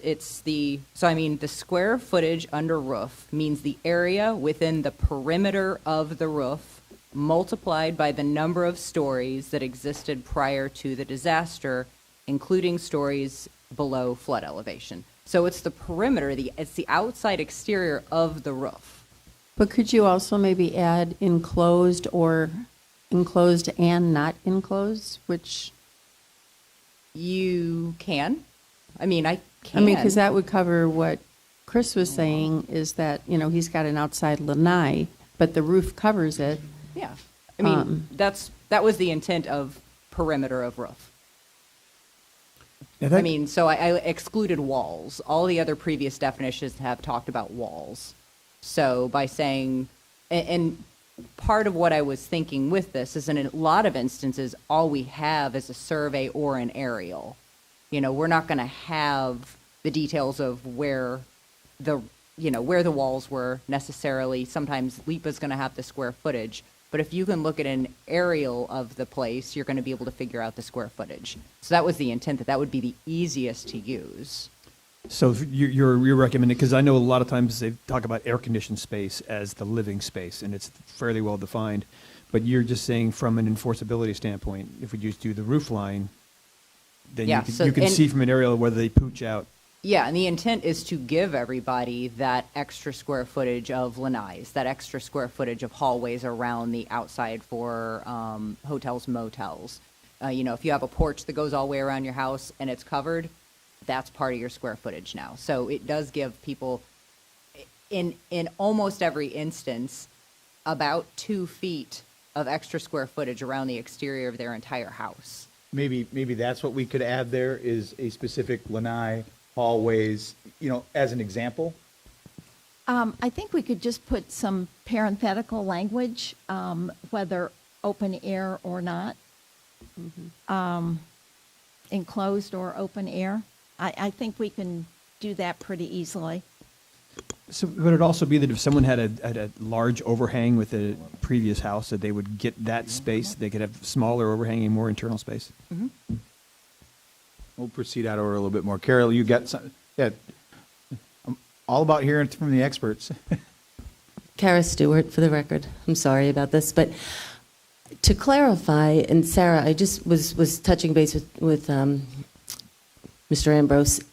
We're including the overhang. Yes. Correct, The right? perimeter of the any roof. overhang, any porte-cochere, so to speak, any type of covering, even if it's beyond the existing footprint, exterior walls. Right. Correct. So this That's is the way I read it. This is extremely helpful to put back and to allow people a better square footage. I would like to also say, I tried not to, but the number of bedrooms and the number of bathrooms, I would agree, have no bearing on anything. You've got setback requirements that we have to come back within. Regardless of what I put in there, I don't believe that it really would matter if I had 5 bedrooms, 2 bedrooms, because I'm still within my same square footage and my number of units needs to be the same. I think I'm going to ask for some of that discussion as well, but you'll find out quickly if I agree or disagree with you. Okay. Thank you. Any other questions? I guess we might as well talk about that part of it now. I will somewhat disagree with what you just said, Kara, in that, yes, I agree what the inside of the house is. Maybe it doesn't matter to you, but if it's a rental property, it might matter to the neighbor next door. If they had a 1-bedroom, 1-bath that they were renting before, that now they couldn't, before the storm, build back by right, they can now build back larger by right, the same thing that they had before, and add a bathroom. Now, if you allow them to make that a 3-bedroom, 3-bath, that's more people that are going to be in that rental that will have an adverse effect, or could, on the neighbor. So I agree with you, but I don't agree with you, if that makes sense. And I think that, and this is just my opinion, but we'll continue the discussion, that we're trying to provide an avenue for those residents that didn't have an avenue before, and allow more than what they had actually by right. But there's still that avenue to ask for more and get more, so you do have that. I'm just hesitant to say, by right, you had a 1-bathroom, now you can have as many bathrooms as you want. If it fits within that square footage and it meets all the requirements under the code, I'm a little hesitant to do that. But I'm open to having that avenue for the applicant to be able to do it, if that makes sense. So I'm trying to look at it as not just as the property owner, but the property owner that lives next door to that property on either side that may not want, 10 people in the house when there used to only be able to be 2. There's more noise, it's more cars, it's more everything. So I'm looking at it from that aspect, but that avenue is still there should that be something that you want to go forward. So with that, I'll let my other council members have their opinion on the bedrooms and the bathroom part of it. Well, I think that I kind of agree with you saying, Mayor, that if you allow these additional rooms, you're allowing additional density. And we don't really know how many units that would be across the island, how many of these houses are going to be done. Another kind of, I think, maybe unintended consequence is that one of the appeals that we have here on Fort Myers Beach are lots of porches, lots of covered, lanais. That's part of the appeal that people put in. And I know, 50 years ago, people built small houses with big decks. I think that may, this would encourage people to close in open lanais and make them into more living space. I don't know if that's something that we really want as a town. Well, I think if I'm not mistaken, Sarah, this would still allow someone, if it met met all the setbacks and the requirements, they could still have a porch that would be open air, that wouldn't count towards the square footage, right? Yeah. So it would still encourage people to build the porches that I think Councilor Veach is referring to. I wouldn't say that it would encourage them to do that, but allow, it that's still true. allows them to do that, because we're really talking about the interior square footage, and we're not putting any limitations on that exterior square footage as long as it meets the setbacks. So you're saying, like, in an example of someone who had a big lanai, that they could, and if they had the setback room, that they could close in the lanai, make it in living space, and then build an additional deck? Sure. That's that within the That's how it's footprints. written, yeah. And I'm not opposed to that, as opposed to what Mr. Albers was saying with the, someone, they could tear, that in his scenario, you could tear these down and make 4 massive houses there. So there's a lot of options, I think, that this provides to people, and a lot of avenues for which they can choose to tear it down if they want and build the house that they want by right. We can't stop them from doing that. Or they can take advantage of, I think, the way this is worded, and get back much more than what they had by right, and still have the avenue to get that middle ground somewhere if you want it. There's a process that you have to go through it, and I think we all are in agreement that we are still looking at that process and how we can make that much more pliable for people to be able to go through, and much more cost effective for those that are large properties versus smaller properties, and the review times and things that go into it. But I'm okay with the way that is worded now. I don't know that adding more bedrooms or bathrooms is something that I would support at this time. But the fact that you have the option to come in and ask for it, I'm in full support of. Yes, Sarah. So, would that be like a special exception process, or would you like to include that as an additional process that's available to somebody going through this post-disaster build back, where if they wanted to increase the number of rooms, right now they could ask for setback variance. They could go through the process of asking for a setback variance. Would you want to add an additional option that if people want to add additional bedrooms and bathrooms, they could go through a process to ask for that, but it would be less intense than residential plan development? I would support that, just because then it allows the applicant an avenue, and it also allows public comment to voice. If you are a neighbor, you can come in, or the general public can come in and have their say in it. So it allows both sides to be able to voice their concerns or their opposition or their for whatever. So yeah, I would be okay with that if everyone else is. Yeah, I think to have some definite language in there and a process is important, so that it's very clear. I want to go back to the visual piece that Albert was talking about, the pictures and that type of thing. I mean, for those of us who are very visual, we can take the words, but to actually see it, and Albert brought up the suggestion of having the pictures. Albert, is that something that you can provide to staff for consideration of pictures like that, so we can get not only the language but the visual piece in there, so that there's no question about what we're talking about here? Yeah, come on up. Sorry. I think it's important to hear from, this is what you do. You design Yeah. houses, so Yeah, it's you may look at it different than a planner looks at it. I'd be more than happy to come up with a couple of cartoon sketches. I've seen enough architecture review guidelines around jurisdictions that have little cartoons here and there. If that's something I give to you, then you can decide which is best. I don't want to pigeonhole anything. I just want to bring it up that it's beneficial sometimes Right, when I you think see it would be really graphics. helpful. Otherwise, adding a lot of words like including overhang, it includes the beam line and the porch, can you really get lost when you read it? This is the world I deal with whenever we get rejected, have to read it, and I get one reviewer versus the other reviewer in different jurisdictions. They read it one way, and you go to this other person the other day, you read it a different way. The graphics kind of help. I can definitely help provide 3 or 4 little cartoon sketches we're talking about. Yeah, I mean, I personally think, I don't know my other council members, but I personally think that would be really helpful. Okay. Now, when we've done that previously, have you done the drawings, Sarah? I'm sorry? When we've had like sketches in the code. Yes, I've either pulled them from other localities or, in a few instances, created them. Okay. I just want to make sure that our drawings are consistent. If we pull them from different places, then what Sarah may think is a drawing that defines it, and what he thinks may be different, and maybe make the code look a little piecemeal. It's gone. Turn around for a second. Phew, magician. Sarah, you're not opposed to Albert sending you something? Not at Just all. examples, and then you can- If it helps illuminate the situation, that's helpful. I'm just not visual, so coming up with what that would look like, I don't know. Well, I can't come up with it. I'm just saying it would be helpful. Perfect. I could come up with it, but it wouldn't be helpful. The only thing that we would need to make sure that we could do this by the 18th, because that is a fairly short window of time to, and at this, it would have to happen very quickly. If there's any delay, it may be on the first meeting in January. Is that just a thumbs up or thumbs down? You can, okay. He'll give it to you before. Thumbs up. Any other questions for Sarah? Okay. Is there a motion or any discussion? Is there a motion to take it to the second reading and final adoption on December 18th, 2023 at 9 a.m.?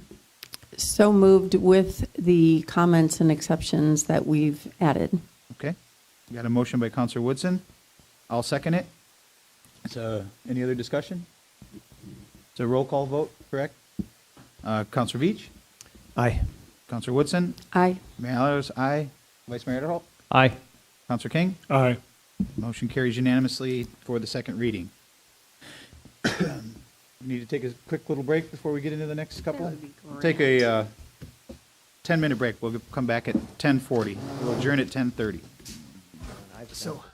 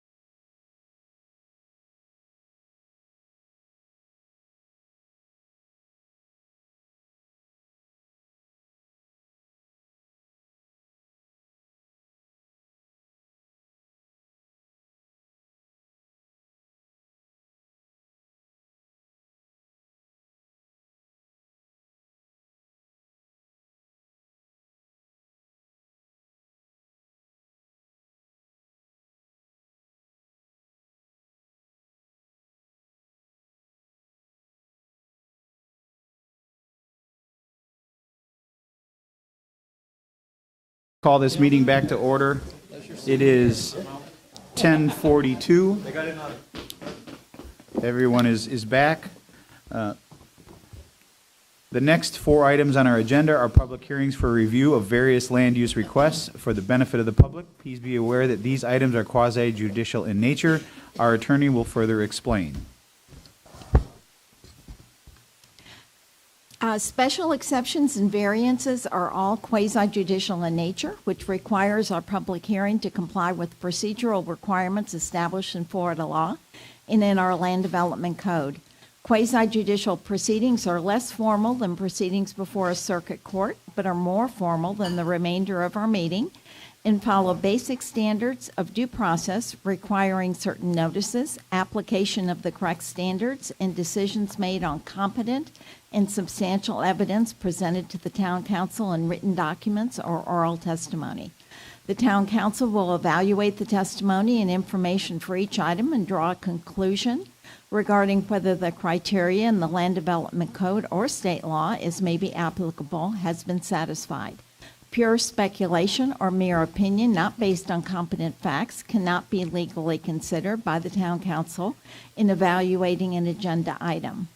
Testimony by professionals who are qualified as experts in a particular area is considered competent evidence by the Florida courts, as well as testimony by neighbors and residents who have fact-based information such as minutes, surveys, engineering reports, etc., or testimony based on personal information. If you intend to speak, please keep this in mind. When you come forward, please state your name clearly for the record, whether or not you've been sworn in, and your qualifications or interests in the matter.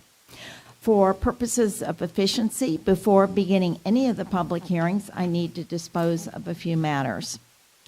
Town clerk, were all agenda items properly noticed pursuant to the Land Development Code? Yes, they were.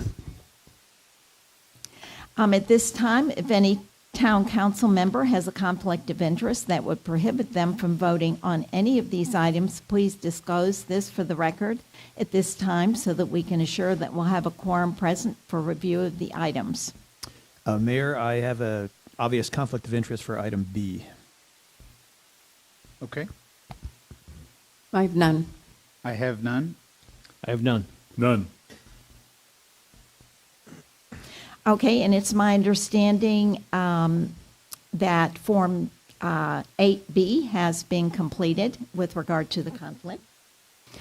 And at this time, if there is anyone present, including the applicant, property owner, staff, who intends to provide testimony in any of the upcoming hearings, please stand, raise your right hand, and be sworn in by the town clerk.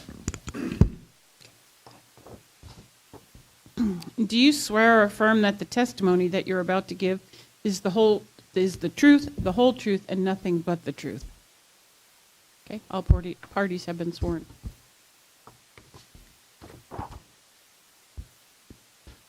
Okay. This, I guess I'll take it from here now. Yes. Yeah, okay.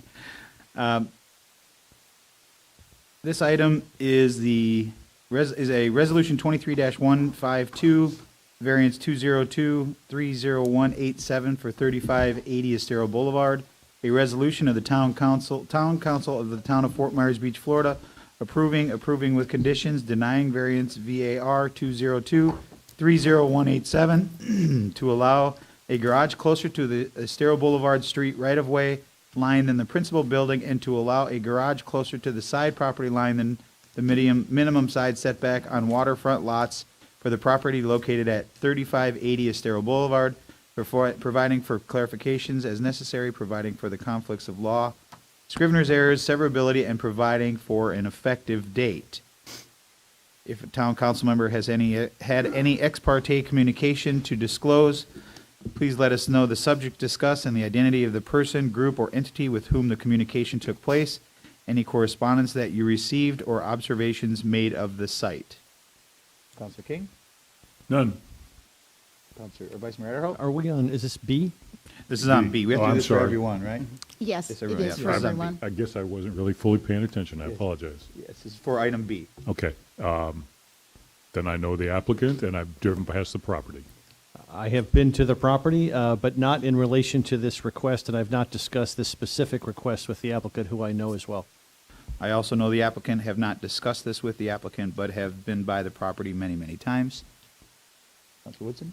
Know the property, know the applicant, been there, same thing. And Councilor Veach is abstaining.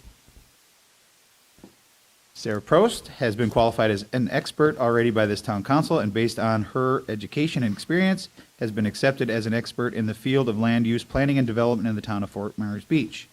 Are there any other individuals who would like to be qualified as an expert witness on the behalf of the applicant at this time? If so, okay. No? Okay. Has the property owner or applicant seen a copy of the agenda and the backup materials from staff? Yes, they have. Sarah? Good morning, Sarah Probst with Community Development. Bill and Randa Veach, owners of 3580 Estero Boulevard, are requesting a variance to allow a garage closer to Estero Boulevard than the principal structure and to allow a garage closer to the side property line than the code allows. The garage was attached to the house prior to Hurricane Ian and met the side setback of 7.5 feet that was required at the time of construction. The house was destroyed by Hurricane Ian and the garage survived.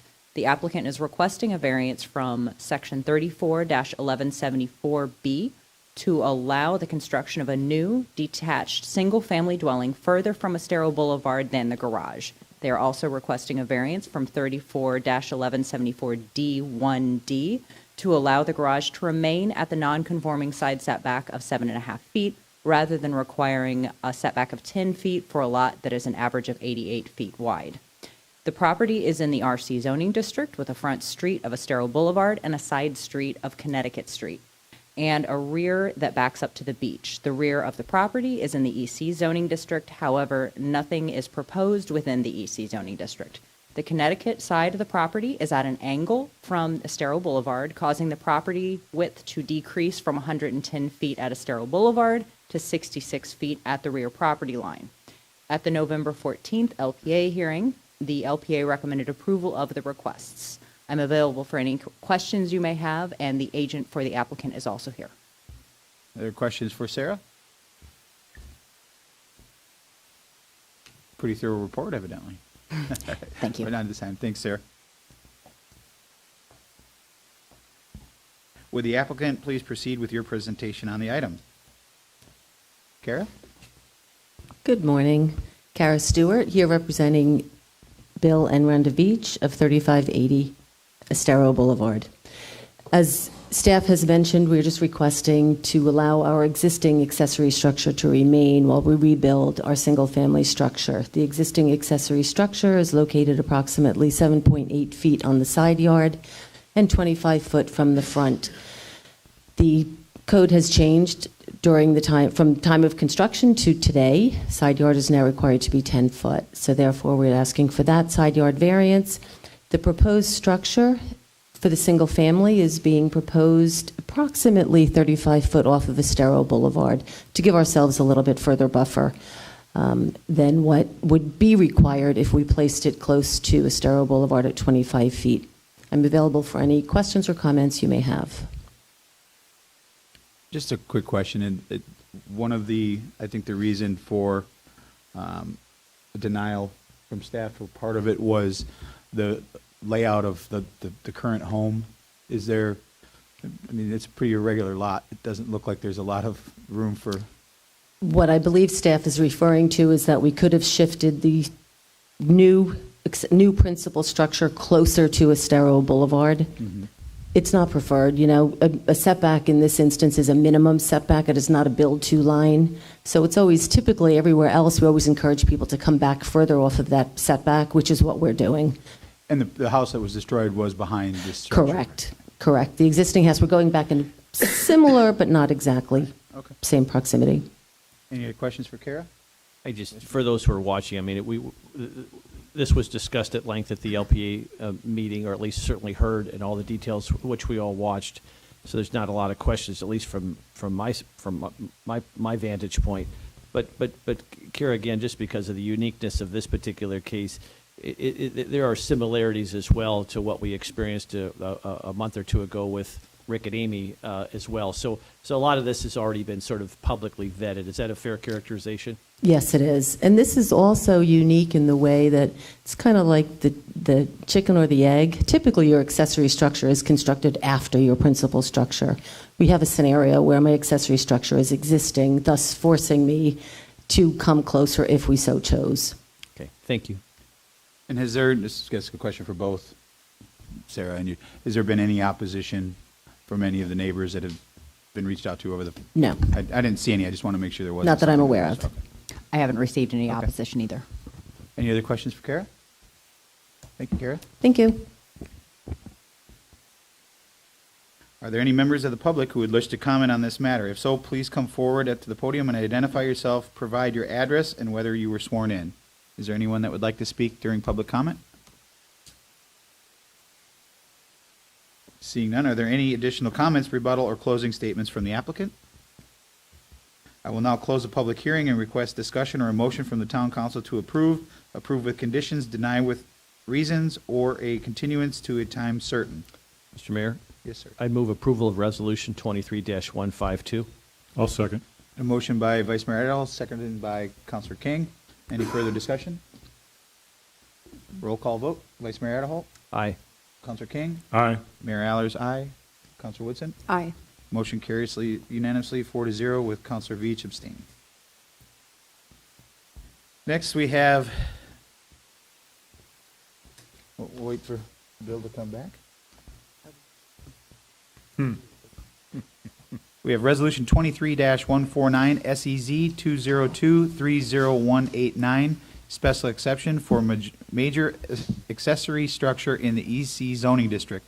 A resolution of the Town Council of the Town of Fort Myers Beach, Florida, approving with conditions, denying special exception SEZ 202-30189 to allow reconstruction of a pool, deck areas, walkways, steps, fence, and 2 footprint stations in the environmentally critical EZ zoning district without conditions for the property located at 7002 Estero Boulevard, providing for Scrivener's errors, severability, and an effective date. If any town council member has had any ex parte communication to disclosure, please let us know the subject discussed and the identity of the person, group, or entity with whom the communication took place, any correspondence that you received, or any observations made of the site. Councilor King? I have received correspondence, and I have toured the site. I'm sorry I don't remember the individual's name. Vice Mayor Adderholt? I think I'm in the same category, but I'm a little confused on this location, but yeah, I think that applies to me as well. I believe I've received emails about this property as well as driven by it several times. I've received emails and I've looked at many diagrams of it, but I have not been to the property. Councilor I have nothing. Nothing? Sarah Prost has been qualified as an expert already by the Town Council, and based on her education and experience has been accepted as an expert in the field of land use planning and development in the town of Fort Myers Beach. Are there any other individuals who would like to be qualified as an expert witness on behalf of the applicant at this time? Yes, sir. Come on up. Mr. Mayor, I have been to this property, and I have been in correspondence with some folks who are part of the applicants. Okay, please amend the record. Yes, sir. Good morning. My name is Brett Moore, president of Hummiston and Moore Engineers. I was qualified at the LPA meeting. Okay. Sorry to go through that again. Do we have to do that? Yes, just do a real short Sure. summary of your qualifications. Okay, because certainly. each board has to qualify them separately. Absolutely. So I was, my education is undergraduate in civil engineering and then a master's as well with emphasis in coastal engineering. I spent 6 years working at the state regulatory program. Last couple years were managing their engineering staff. That was back in the 80s. And then since then I've been working in the private sector as a professional engineer in the state of Florida, designing various types of erosion control and beach restoration projects, as well as representing many individuals throughout coastal development along the coastal zone. Okay. I'll make a motion to recognize Mr. Moore as an expert witness. Second. A motion and a second. All those in favor signify by saying aye. Aye. Opposed? Hearing none, motion carries unanimously. Thank you. Thank you. Has the property owner applicant seen a copy of the agenda backup materials from the staff? Yes? Okay. Go ahead, Sarah. Good morning. Sarah Probst with Community Development. The Island Reef Condominium Association has applied for a special exception to allow the replacement or repair of accessory structures that were constructed in the environmentally critical zoning district on the common element portion of the condominium prior to Hurricane Ian. These structures include a pool, paver decks, pool fence, stairs down to the beach, walkways, and 2 foot rinse stations. The applicant is requesting the special exception through the newly adopted ordinance amendment to section 34-652E that allows the reconstruction or renewal of primary structures and major accessory structures fully or partially within the EC zoning district with the approval of a special exception. The EC zoning district is the land seaward of the 1978 Coastal Construction Control Line.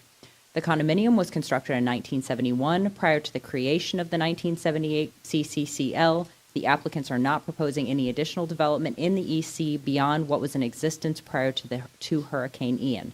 They plan to move the pool equipment that was in the EC landward of the CCCL. At the November 14th LPA hearing, the LPA recommended approval of this request, and we have received several letters of support for this request. Staff is available for any questions you may have, and the applicant is also here. All right. Any questions for Sarah? So all of the construction that they're talking about is landward of the seawall. Is that correct? Except for the stairs. There are some stairs that would go down to the beach. And the residential structures that are on the other side of the ECL line, are they not affected? I have not received a request for any modifications. And if I remember reading somewhere in here, the steps are not going to be concrete. They're going to be some sort of paver that are going to be on the other side of the seawall, to Councilor Veach's point. I could not tell you the construction style of the stairs. I'm pretty sure I read it. Okay.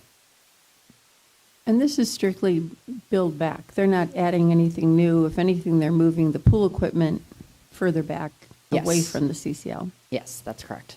And these folks are taking advantage of the new policy from the town that we just recently passed, correct? That's correct, yes. So again, just rebuilding back what they had.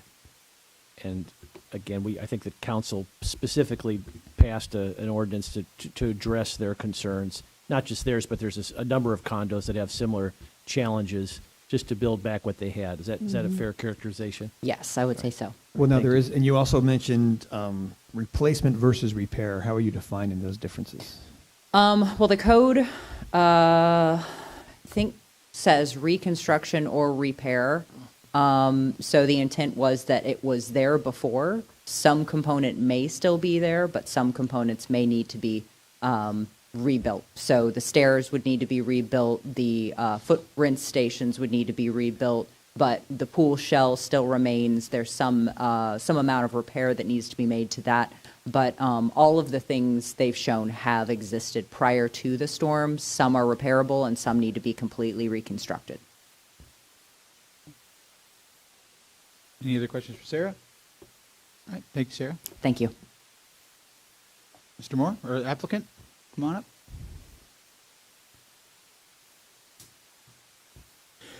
Good morning. Good morning, and thank you for having me today. My name is Brenda Ryan, and I am an owner at Island Reef Condominium, and I'm here today on behalf of our HOA president, Paul Yearwood, who could not attend today. And I thank you, Mr. Mayor and council members, for hearing our special exception application today. We are very appreciative of town staff for carefully addressing our situation. Our application has been unanimously approved by the Land Planning Agency, and we are seeking the town's approval today. Island Reef is not a high-end condo complex. We are a small community of 43 owners, some of whom are permanent residents, small business owners, veterans, and retired education workers. We are asking for this special exception to allow us to return our property to its pre-Ian state. While our buildings survived the hurricane, the pool and the courtyard are in need of repairs. This area is protected by a seawall, which did survive the hurricane. We are seeking like-for-like repairs to the beach stairs, the pool, the rinse stations, and the courtyard area. This has been an amenity space for our owners since 1971. The area in need of repair, as Sarah did say, is in the EC zone.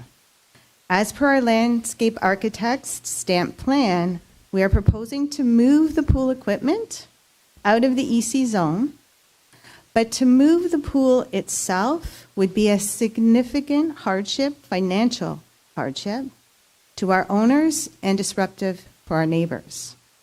The HO presidents of the neighboring properties of Terramar and Sandcaper have emailed the town expressing their support for our pool and courtyard repairs. And Mr. Moore here, our coastal engineer from Hummedston and Moore, is here to answer any technical questions that you might have. And I do thank you for your time. And Mr. Mayor, just to answer your question, the stairs that will be replaced are going to be just like a Trex or some kind of composite material and wood posts. Okay. Okay. And thank you again. Thanks, Brenda. Just one quick question I have for, no, it just slipped my mind when you were talking.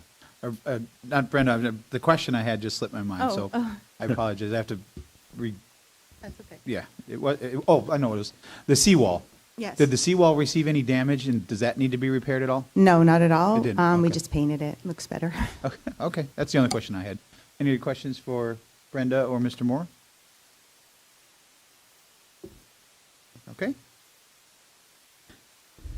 Are there any members of the public who would wish to comment on this matter? If so, please come forward to the podium and identify yourself, provide your address, and whether you were sworn in. Is there anyone that'd like to speak during public comment? You do? Okay.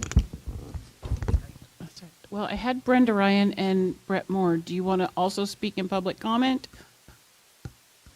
And then I had one more. Okay. I just have one comment I'd like to add. Sure. Is, in this, I thought that the staff prepared a very good detailed report. There was just one comment in there about finding that it was not, the construction was not appropriate relative to change conditions. The change conditions with the storm, which necessitates this request. And I'd just like to add that with the town's beach restoration project coming up, that's certainly goes a significant way for the town with improving its coastal resiliency for the area. I know it's been a long time coming, so I think that helps a great deal with ensuring that this is certainly an appropriate construction. Okay. All right. Thank you, sir. You don't have a third one? The next. Okay. Are there any additional comments, rebuttal, or closing statements from the applicant? I will now close the public hearing and request discussion or a motion from the town council to approve, approve with conditions, deny with reasons, or a continuance to a time certain. Discussion? Mr. Mayor, I just wanted to thank the Condo Association and as well as the other similarly situated condo associations for their patience and perseverance of this long and arduous process, but it has borne fruit. So I just appreciate you working within the system and helping us help you, and I wish you nothing but the best. But I also would move adoption of Resolution 23-149. Got a motion by Vice Mayor Adderholt. Is there a second? I'll second. A second by Councilor Woodson. Any further discussion? I would just say that, generally speaking, I think that, building in the EC zone comes with its risks. But I think that given that this is all landward of the seawall, I had one personal experience about putting in a palm tree, and the DEP came out and looked at the seawall and said, "You're landward of the seawall," and they didn't care. So I think that's a big divider to me, and the fact that the seawall is okay, and the fact that it looks like your pool didn't get completely destroyed. So I'm in favor of it. All right. We'll roll call vote. Councilor King? Aye. Vice Mayor Adderholt? Aye. Mayor Allers? Aye. Councilor Woodson? Aye. Councilor Veach? Aye. Motion carries unanimously. Congratulations.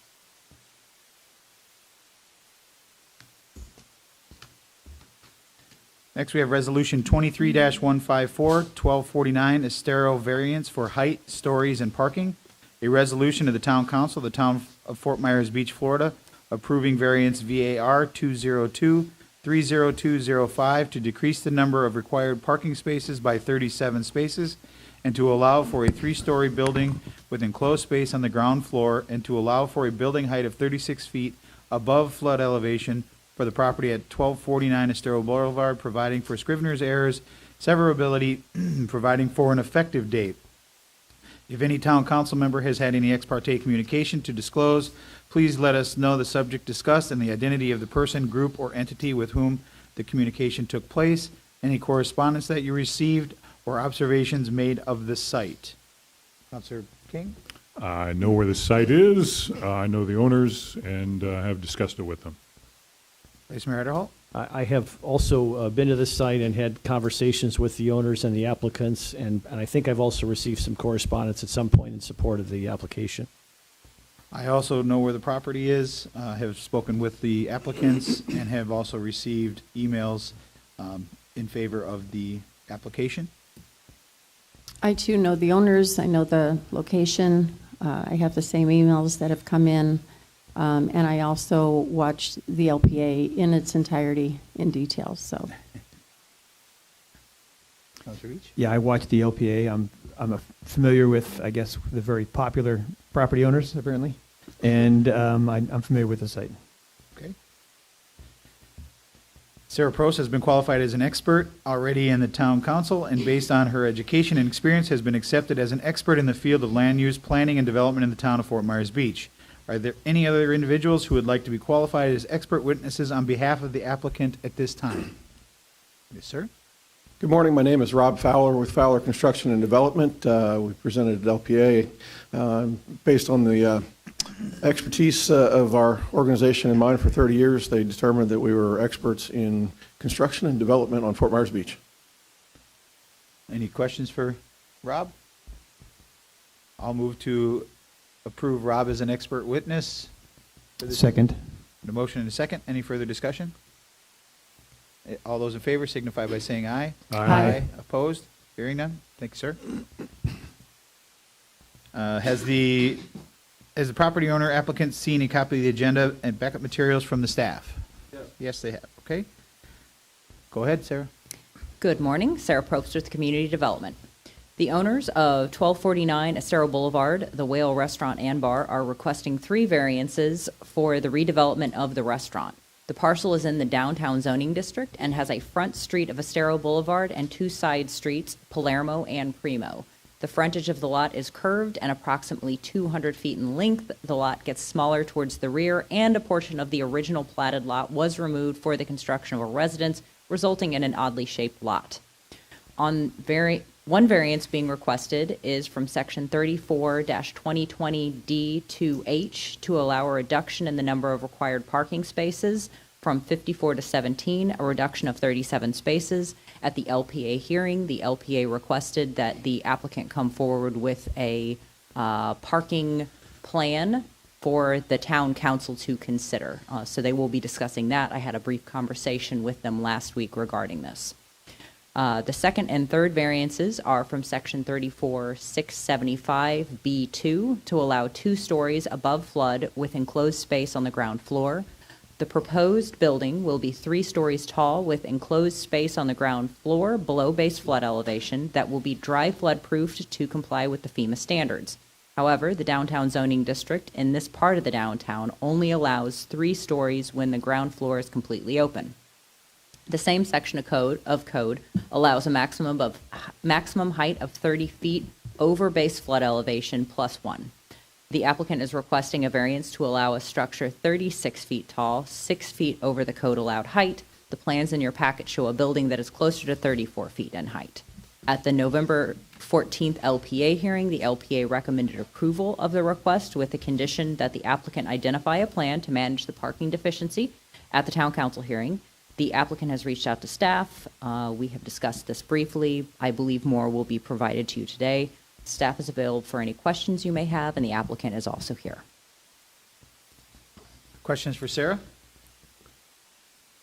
Oh, go ahead. Oh, I just had a couple questions. I did watch the LPA hearing as well, and that illuminated a lot of the issues at hand, but I'm just trying to understand this parking issue. The request is to have 17 spots versus the town required 54. What was the number of parking spots that the Whale had before Hurricane Ian? In my opinion, I believe I said that I felt that there were approximately 20. Okay. I thought that there were 26. The applicant has said that there were not 26 complying spaces, so I'm not sure of the exact number. It does appear to be fewer than were provided before. However, those were not complying spaces. So, but I think it's safe to assume that prior to Hurricane Ian, they were still at a number less than 54. Is that true? They also had a substantially smaller square footage. So there's an increase in square footage and a decrease in parking. But did they need a variance to have the parking that they had before the storm? I don't think that they ever received a variance. I think they were constructed prior to the town being a town, which means there were a lot of things that were done prior to the town becoming Fort Myers Beach, and handled by Lee County. I don't have a record of that, although something may have been done. I don't know if you've tried to look back at some of the older Lee County records. It's difficult to find everything, but I'm not aware of one. I'm just trying to understand, though, because they were okay before the storm, and what they're asking now is not okay. I'm trying to understand the town's logic in opposing that when they're basically, I think maybe even just within one or two spots, having what they had before the storm. Help me understand, is it because what they had before was grandfathered? Is it because of the additional size of the building? Help me understand why the town would be opposing something that they had before. Two components. It would be that they were previously grandfathered, so they were there, they were existing, they were functioning. Also, there's an additional, there's a fairly decent increase in square footage being created for the restaurant. So there's an additional increase in required parking. So if they had gone back with the same square footage and the same number of parking spaces, I think that staff would feel a little bit different, but there is an increase in the square footage of restaurant being provided. And do you know Proposed, what that square footage increase is? I calculated it on my paper from the last hearing and do not have it in front of me. I apologize. Sarah, this is a little thing, but I think it was mentioned in the staff report that they were docked one of their parking spots because they were going to put in a bike rack. Is that our policy to punish people for putting in bike racks? Oh, no, it's the other way. They were given credit for. Given credit, Yeah, I'm sorry, I so misread that, okay. Yeah, no, we decreased the number of required spaces for the increase in bike Okay, spaces. very good. So if, just for future reference, if someone puts in a bike rack, they would get credit for a parking spot? Yes. Okay, that's helpful. What's the policy with respect to entities like the Whale for using stackers for parking? Does the town have a policy for or against stacking? We don't have a policy. Typically, we've had applicants come to us before asking about that. We've also had applicants come to us, and we had several restaurants on the island prior to the storm that utilized valet parking. So they came to the town with a plan proposing stackers or valet or off-site parking options. And that was the reason why the LPA requested that the applicant come forward with some sort of a management plan. Because we recognize that there have been in the past other facilities that did not provide all the parking required, but worked within the existing confines of their parking to provide enough. When staff opines for or against a particular application when it comes to parking spots, are they allowed to consider the impact on traffic? And I say that in the sense that, given the unique location of this particular proposed restaurant,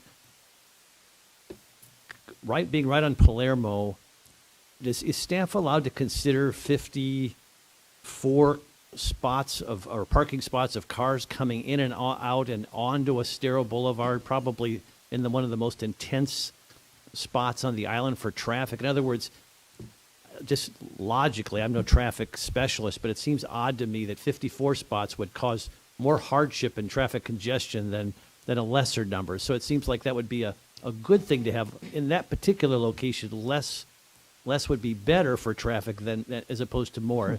Are you allowed to consider that sort of the practical realities of that area? So that would really, staff would not be able to evaluate that without the assistance of a traffic engineer, and they would have to do a traffic study on their side also. So that would be an additional expense that we would not ask for. But I think the important thing to consider is that the parking lot is not driving the parking. The use is driving the parking. So if we think that the demand is wrong, if we don't think that the number of parking spaces being required is appropriate for that use and the number of tables and square footage, bar area, that type of thing, then that's what we need to look at. We don't need to be looking at the number of parking spaces driving the demand. So in this instance, if you think that 54 parking spaces is too many parking spaces, that's not based on the parking lot, that's based on the use. So if you think that that would put an undue burden on the town, on the transportation around, or the transportation system around it, then you would want to consider the demand that it's putting on the roads as a use, not as a parking lot. Does that make sense? It sort of does, but it sort of kind of breaks with common sense a little bit. In other words, if there's existing lots already in place that can serve the facility, and then you have less vehicles at that egress and ingress hitting Estero Boulevard, it seems like from a traffic perspective, less parking spots in that unique location would be better for traffic than more spots. I understand the use issue, but considering all the other parking are available and the fact that many folks can walk and bike there, and it seems like that would be something we would want to encourage, given that, again, unique spot on Estero Boulevard where it's such a pressure point on traffic. I just wonder if staff is allowed to consider those factors. I guess maybe you can't without a specific traffic study, but common sense would dictate to me that would only, if 54 spots would actually create more traffic congestion problems on Estero than less spots. I'm just thinking out loud. So I would say that would be anecdotal evidence. If you can say, for instance, if the owner can say 30% of our customers are walk-in customers, 20% walk across the street from the hotel, if they can provide evidence that the requirement for the parking is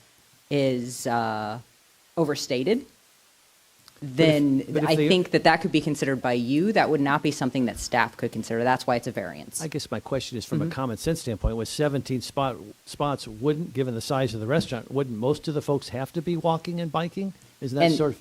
that's the point. Is it anecdotal? Will they be doing that, or will they be parking on the side streets? Will they be stacking up? Are they going to cause more of a traffic problem by not being able to find a space? But having a way for the business itself to figure out how they want to manage that, that's the big question. And I would say, as someone, I do not live on the island, and I would not assume to understand how your traffic works. So it would not be appropriate for staff to use a common sense approach to how I would see your traffic. So that would be my concern with that. But I understand what you are saying. And I'm not trying to be difficult, but it seems odd. It seems like we would want to be able to somehow procedurally infuse common sense into this, particularly with Lynn Hall Park there and Norm's parking lot there and some other lots. It just seems like that's a critical part of the island from a traffic standpoint to infuse additional cars coming in and out of Estero Boulevard at that spot in particular. It seems like that could create more problems than it's solved, but I'm just thinking out loud. But I'm curious as to what staff is allowed to consider, and it sounds like you're not allowed to sort of factor that piece of the puzzle in, but maybe certainly the council is, I'm guessing, from a public policy standpoint. There is a decrease in the number of parking spaces required because of where it's located. So this is considered to be in the downtown, so we decrease the number of parking spaces by 1/3. So this is 1/3 fewer parking spaces than would be required of a restaurant going in a couple blocks further north. Right. No, I got you. South, I just given its location on Estero, though, it seems like we ought to be able to, and I know it seems anecdotal, but it's to infuse some common sense into that process. But it helps. It's helpful for me to know what goes into the staff's, what's allowed to go into the staff calculation. So that's everything I've got. Thank you. I just want to piggyback on the parking since he's on it. It looks as though we calculate, or in the past, the original calculations were done based on the size of the property, or size of the building and the use of the building versus the size of the property. Is that correct? Yes, so it's based on the square footage of the use, so there's restaurant use and there's bar use. Would it make more sense to do the calculation similar to like we do with impervious surfaces? Your house, or surfaces, your house can be so big based on the size of your lot, the remaining area could be so much. Does it make sense? I'm just asking it from a staff perspective. Does it make sense, instead of looking at the size of the building and the use of the building, the remaining footprint that's left after the building is put there and what actually can fit in? That's one part of the question. The second part of the question is, nowhere that I can find in the code does it talk to licensed vehicles, motorcycles, golf carts, things of that sort that could be counted as parking spaces towards a total count, which obviously take up much less space to allow these numbers to come a little bit closer. Is that something that policy-wise, I'm assuming we can make a change to do that? But am I wrong? And I can't find anything that specifically calls out for licensed vehicles, like I said, motorcycles, golf carts, things of those sorts that could, they're licensed just like a regular motor vehicle, whether you're a big truck or you're a small Beetle car, to allow those spaces to count towards the calculation. Yes, there is a way to do that. The Land Development Code does not currently include that. That is something that could be considered. When the Land Development Code was last updated, golf carts were not a big thing. As a general rule, motorcyclists do tend to come in groups. As a previous motorcycler, you tend to go with other people on motorcycles and you tend to share a parking space. So we could have the option to include motorcycle parking spaces as their own thing and deduct from the number of spaces. We could include golf cart parking and deduct from spaces. Some communities also have compact cars, compact car spaces. The problem that I found with that is that even if you're driving a giant Suburban, if the only space that's left is a compact car, you are fitting your Suburban in there. So I don't know that that's a really beneficial option to provide most places. But golf carts, if that's of interest, and motorcycles could be, we do allow it for bicycles. You know, and I'll just piggyback on both of you, because I was planning on bringing this up during council member items. But, I mean, I just think we need to relook at this whole parking situation, especially in the downtown district. We keep promoting walkability and biking and this kind of thing, and it's like we're in direct opposition between requirement of the exorbitant parking spaces when we're trying to promote a walkability. So it's just something that I think, you know, yes, it affects this property, but it's going to affect more and more and more as the build back. So I'll bring it up again during the agenda. Yeah, I have a feeling it's going to be something that will be added to the M&P meeting agenda, without doubt. But And Mayor, you did mention the number of parking spaces based on the area of the lot. I don't think that that's typically a good idea, because some people have larger lots, some people have smaller lots, and some people have very intensive uses and less intensive uses. You know, if you have an office, but you have a decent size, you know, you have an office and you know you have 10 employees, you don't need more parking than 10. But if you have a restaurant and you have 15 employees, you need at least 15 spaces. but I guess that's what I'm getting at. As a municipality, how do we know that? How do we know what the needs are? It's based on ITE. There's a traffic manual, and that's typically how we base those. There is a traffic manual, and that's so it's how. not just an arbitrary number that was made up. That this No. is okay. The number in our code may be an outdated ITE number. We could update that, but I would mention, like I said before, it is in the downtown district, so it's decreased by a third.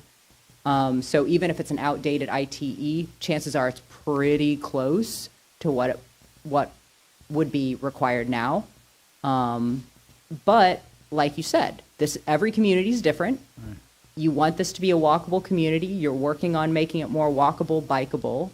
If that's something you want to encourage, I think that's perfectly fine. I just think that making sure that you sort of consider that some people are going to be driving and that the owner of the property needs to figure out if there's enough space to make sure that people aren't parking along, Primo or Palermo. Both? Yeah. So, making sure that it doesn't have an outsized impact on that neighborhood. I would just say that last meeting when I brought up trying to address code changes sooner rather than later, parking is one of the things I specifically referred to, and I was hoping it was going to be on the MMP agenda, but I don't see it's on there. So at some point, I guess we can discuss this further, but I would like to see that. And there's some other things I'd like to share in my comments later. Any other questions for Sarah? Thank you, Sarah. Would the applicant please proceed with your presentation on this item? Good morning again. Rob Fowler, Fowler Construction, as I said. Pleased to be here today representing the Whale in this project and literally being the tip of the spear. We've got three things, and before I even start that, I want to say thank you to staff and all. We had certainly a rocky start in this project right after the storm because, frankly, it was chaos for everybody. Since that time, we've been able to work very closely with staff, and some of the things that I'm going to show you and present to you here today are things that we've worked back and forth on. Thanks, Mike. While Mr. Miller is presenting a rendering of the Whale, I'm going to present to you part of our parking plan, and then I'll tell you what my presentation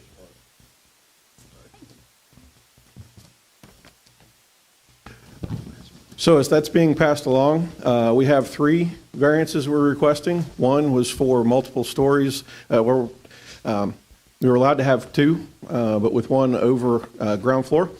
That presents a problem to us, and we've requested that. Staff agreed with the rationale and recommended approval for that one. LPA also recommended approval, so we can certainly go into that. The biggest point I want to say about that is we have to comply with FEMA now with elevations, et cetera, like everybody else.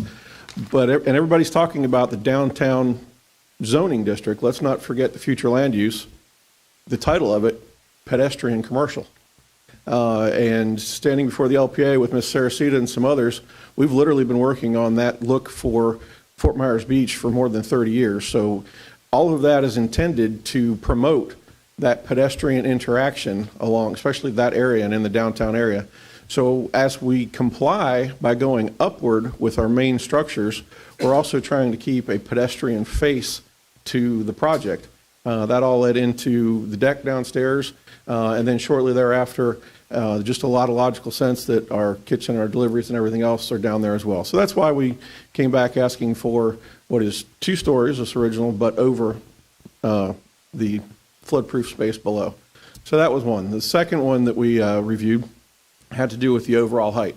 And honestly, between the LPA submittal and between the submittal and the presentation, was able to work with Sarah directly, and we clarified a height differential that we had in how we calculated it. So what was left at LPA at that point was a request for additional height for a taller peak on the Tiki. And that's what you probably all heard that discussion, et cetera, at LPA, where we worked through that, and they decided that they would recommend approval of that as well.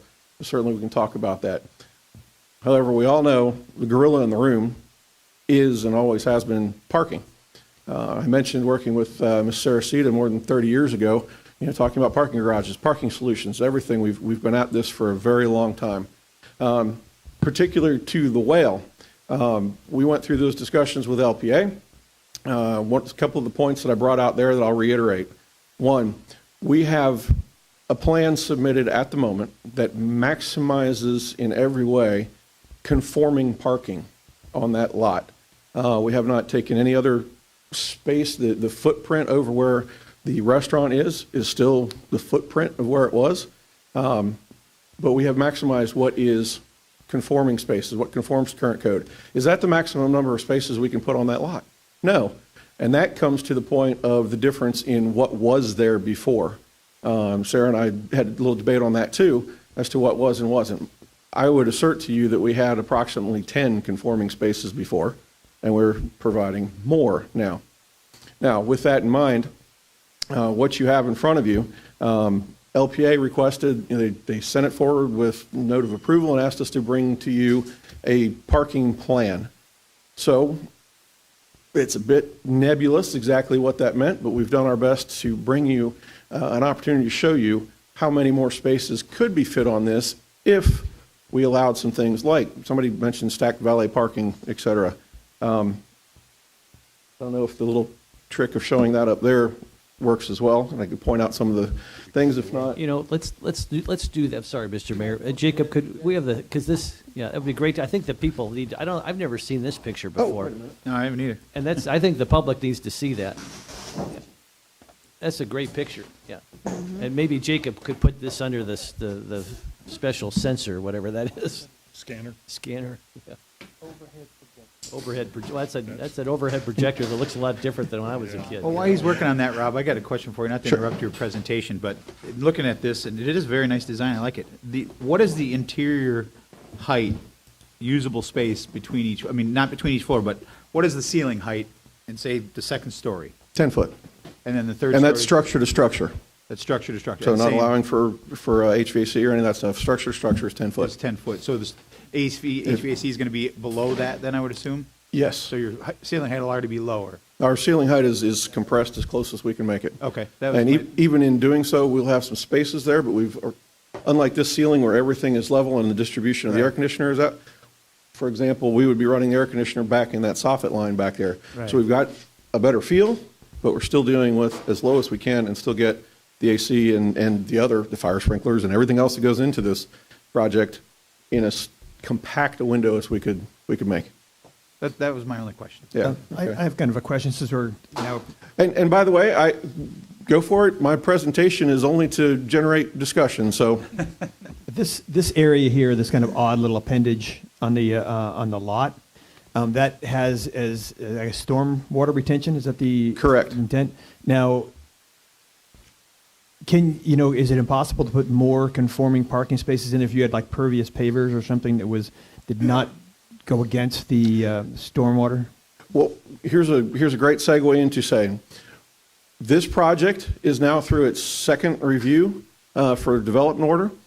We are complying with every other regulation on it. The ones we couldn't resolve with staff are the three we've brought forward to you. So water management is part of that. ASAR, buffers, landscape, all the rest of those sorts of things. So the only things, it hasn't been easy. It's a very odd space. So the only thing we haven't been able to conform with so far are what we've brought you. Now, that saying, to answer your question, can we do something different in that area? Well, yes. Now we're affecting stormwater. So that's Now, a if you different use set. pervious pavers, would that not affect the stormwater? Not being a reviewer, most of the time I get pushback on that from all the municipalities when I propose something like that into the stormwater system. Otherwise, it's not really my call. That's something that the town has to resolve. What was presented originally, like I said, was the absolute maximum that we could put on conforming to current code. And we all recognize that, parking is the challenge. So I don't know if I've sufficiently answered your... Well, the other question is that let's say, and I know the town has kind of talked about this, and it's something that I think is a good idea, that if you got partial credit for golf cart parking or for scooter parking or motorcycle parking, and they're two kind of different things, then would it be possible to squeeze more of those in? Perfect. Will this go on? Okay. As soon as this comes on overhead, I can point out that that's pretty much exactly what we've done with the diagram that's in front of you. We've looked at options of, hey, can we valet stack parking, and how much will that increase the number of on-site spaces? What alternative parking can we do, including golf cart parking, including bikes, including as creative as we can be to get what are still full-size parking spaces, and with some morphing of code or some allowances, variances, to allow us to put some of these. They're full-size spaces. They're fully utilizable. I'm not sure if that's a word. I'm not an expert in that part. But these are some of those considerations that we've tried to bring forward to this meeting now. So that was our interpretation of how to respond to LPA saying, please bring us some alternatives, a plan that can show us more. So. Can I answer your question regarding the pervious spaces? So anything that you would put over that area would decrease the capacity of the structure. So basically, Of its ability to absorb stormwater. not necessarily the ability, but the ability to store. I mean, because there is some level of storage that needs to occur there, even if it's for less than 24 hours. So by putting on there, you're filling in that area. So there's pore space between the structures. So if that's rocks, if that's pervious pavers, so there's pore space. There's some storage area, but it's not as much as if that were completely open and available for water to sit in for less than 24 hours and infiltrate. Now, I know in some cases, like you look at the library, that they'll actually do like a rock basin. So they have storage area under the pervious pavers within the spaces of the rocks. Yeah. So, I mean, but again, you're only getting about 50%, maybe less, depending on the rock size. So that space right now is 100% storage. If you put rocks in it, you know, you have to reduce it by the amount of rock space that's being taken up. So you still have pore space, but it's just not going to be as much. And I don't know how much they're required to have in order to meet the stormwater requirements. Thank you. Having heard similar projects and other things from the engineer, that varies anywhere from 50% to 70% of, if what you have here is 100, you start doing things like that, 50 to 70%, depending on how far you go. And there's some crazy things you can do to put, stormwater storage under buildings that are very expensive and other things. So our issue with that, we didn't want to go that route because right now, everything here can be dealt with right here in this room. When we deal with stormwater, we're going to have water management district, and that's a whole different arrangement. And frankly, whether it's us as developers or you as a town, don't know we want to tackle that monster at the moment. So, Rob, could I have you put this under the scanner or the overview? And could you? I have not seen that picture before. Is that a new design? This rendering is brand new, literally hot off the press. If you look real close at the big ones, you can actually see some stripes where they were rusting it out of the printer so fast. I would, if you put that under there and let the public see it, because I think it's extremely impressive. And would you talk us through a little bit about some of the design work in this rendering here? Because it's a new look that I haven't seen before, and you talk about interfacing with the frontage and just open and it has such a unique vibe to it. I'm very intrigued. Talk a little bit about it. Sure, absolutely. And Mr. Miller may help me out with this one too, because what I am not is architect. So one of the things, the original feel and look and vibe of the Whale is very much pedestrian oriented, hence the deck, the completely open deck at the lower level that you see there, still facing the street, still at that level, not imposing that you have to, climb a 10 riser set of stairs to get into or anything else like that. So we're keeping that feel. The second floor of this remains the restaurant of this project. And what we have there is a fully glass enclosed air conditioned space. And that's where the formal dining, not formal like linen napkins and that sort of thing, but where the actual sit-down dining, et cetera, happens. And of course, the Whale was famous for its upstairs deck. We have a very loose definition of formal on the outside. I understand. I do appreciate it. I know I'm dressed, in my long pants today. But the upstairs, the Whale was famous for its upstairs deck. And we were bringing that back in a configuration that we're all happy to go stand on too. So with that open deck up there, we've got a couple of main pieces that you see. One being the tiki structure is a focal point of the whole thing. That was part of that height request. What you see to both the left and right of the tiki are actually operable awnings, so that if it's blazing hot, we can close them down. You get some shade there, and when it's beautiful, like it is, half the year, we'll say, up there with a good breeze going, it's open. You got complete open air space up there. So that's the quick look. What you don't see in this rendering so much is the bottom and the back is the flood-proof area. That's our back of house where we have both the kitchen and deliveries, et cetera, back there. I do want to point out as well, Sarah's right, there's more square footage in this than there was before. As a matter of fact, I think the kitchen has probably tripled in size, and that's not because it's a huge kitchen now. It's because the kitchen before was probably about as big as these seats right here, and I still don't know how you ever ran a restaurant out of it. So there are some things like that where, yes, the square footage is bigger, but our use is actually going to be more normal now when we have a fully functional restaurant in this. That's a big part of it, some of that infrastructure in back of house area in where we grew. So another question here, because I do appreciate this effort to come up with more parking spots. So the area where you have valet stacked parking, that little alleyway is also where you intend to take deliveries? Well, right now, this is a matter of timing. It would be involved in this as well. This is one area that we can show stacked parking. When you take restaurant deliveries, I'm not going to speak exactly what the times are, but let's just say I can take morning deliveries up until 11 a.m. All right, if I've got staff back there, et cetera, okay, and I shut deliveries off after 11 a.m., don't accept anything else later in the day. He can manage the time of his deliveries and either valet stack parking or park staff back in that same spot. So that the intent of showing you what is there are 7 spaces that could be stacked in there without getting really creative, I suppose. So there's 7 additional spaces we can put in. Right now, none of those spaces, is there any place in code that would allow us to call those conforming spaces? Physically, size-wise, they are. And the valet parking we put in other places, they conform to valet standards. However, and you can see, I don't have to say that, this is diagrammatic. We haven't gone to trying to re-engineer everything else because of this discussion we have to have before we really go into that. The other 2, this one, that one is something that with a little minor tweaking, I think we can add regardless and have a conforming space. We kind of found that space, shifted everything a little bit north. I think we could actually do that. The other one I showed as a place that we could shift. I actually agree with Sarah. I'm not sure that we can do that because that's going to start this one. We may have some sight lines there, but for now, we came with the plan, as LPA said, and tried to maximize a few things. A couple other things I want to point on there. There are 3. Use the right finger.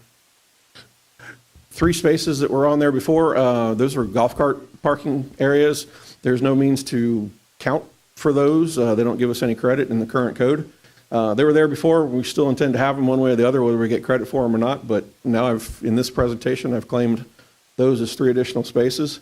And since we talked about bike racks and this being a pedestrian, bike friendly, all the rest of that area, I went ahead and claimed 2 more bike racks because we're going to have more than 1 bike on this site. So that's how we've come to, sorry, you'll have to look at the one I gave you in front of you. But what we're proposing in this, or I shouldn't say even proposing, what we're bringing back is trying to respond to LPA's request. This is an opportunity to add 9 additional spaces. Those are the yellow. 3 additional golf cart spaces. Those are the pink. And then I added 2 bike spaces. And our count would come to 14 added spaces that we've put on this since what we presented to the LPA. That leaves us a matter of 22 spaces.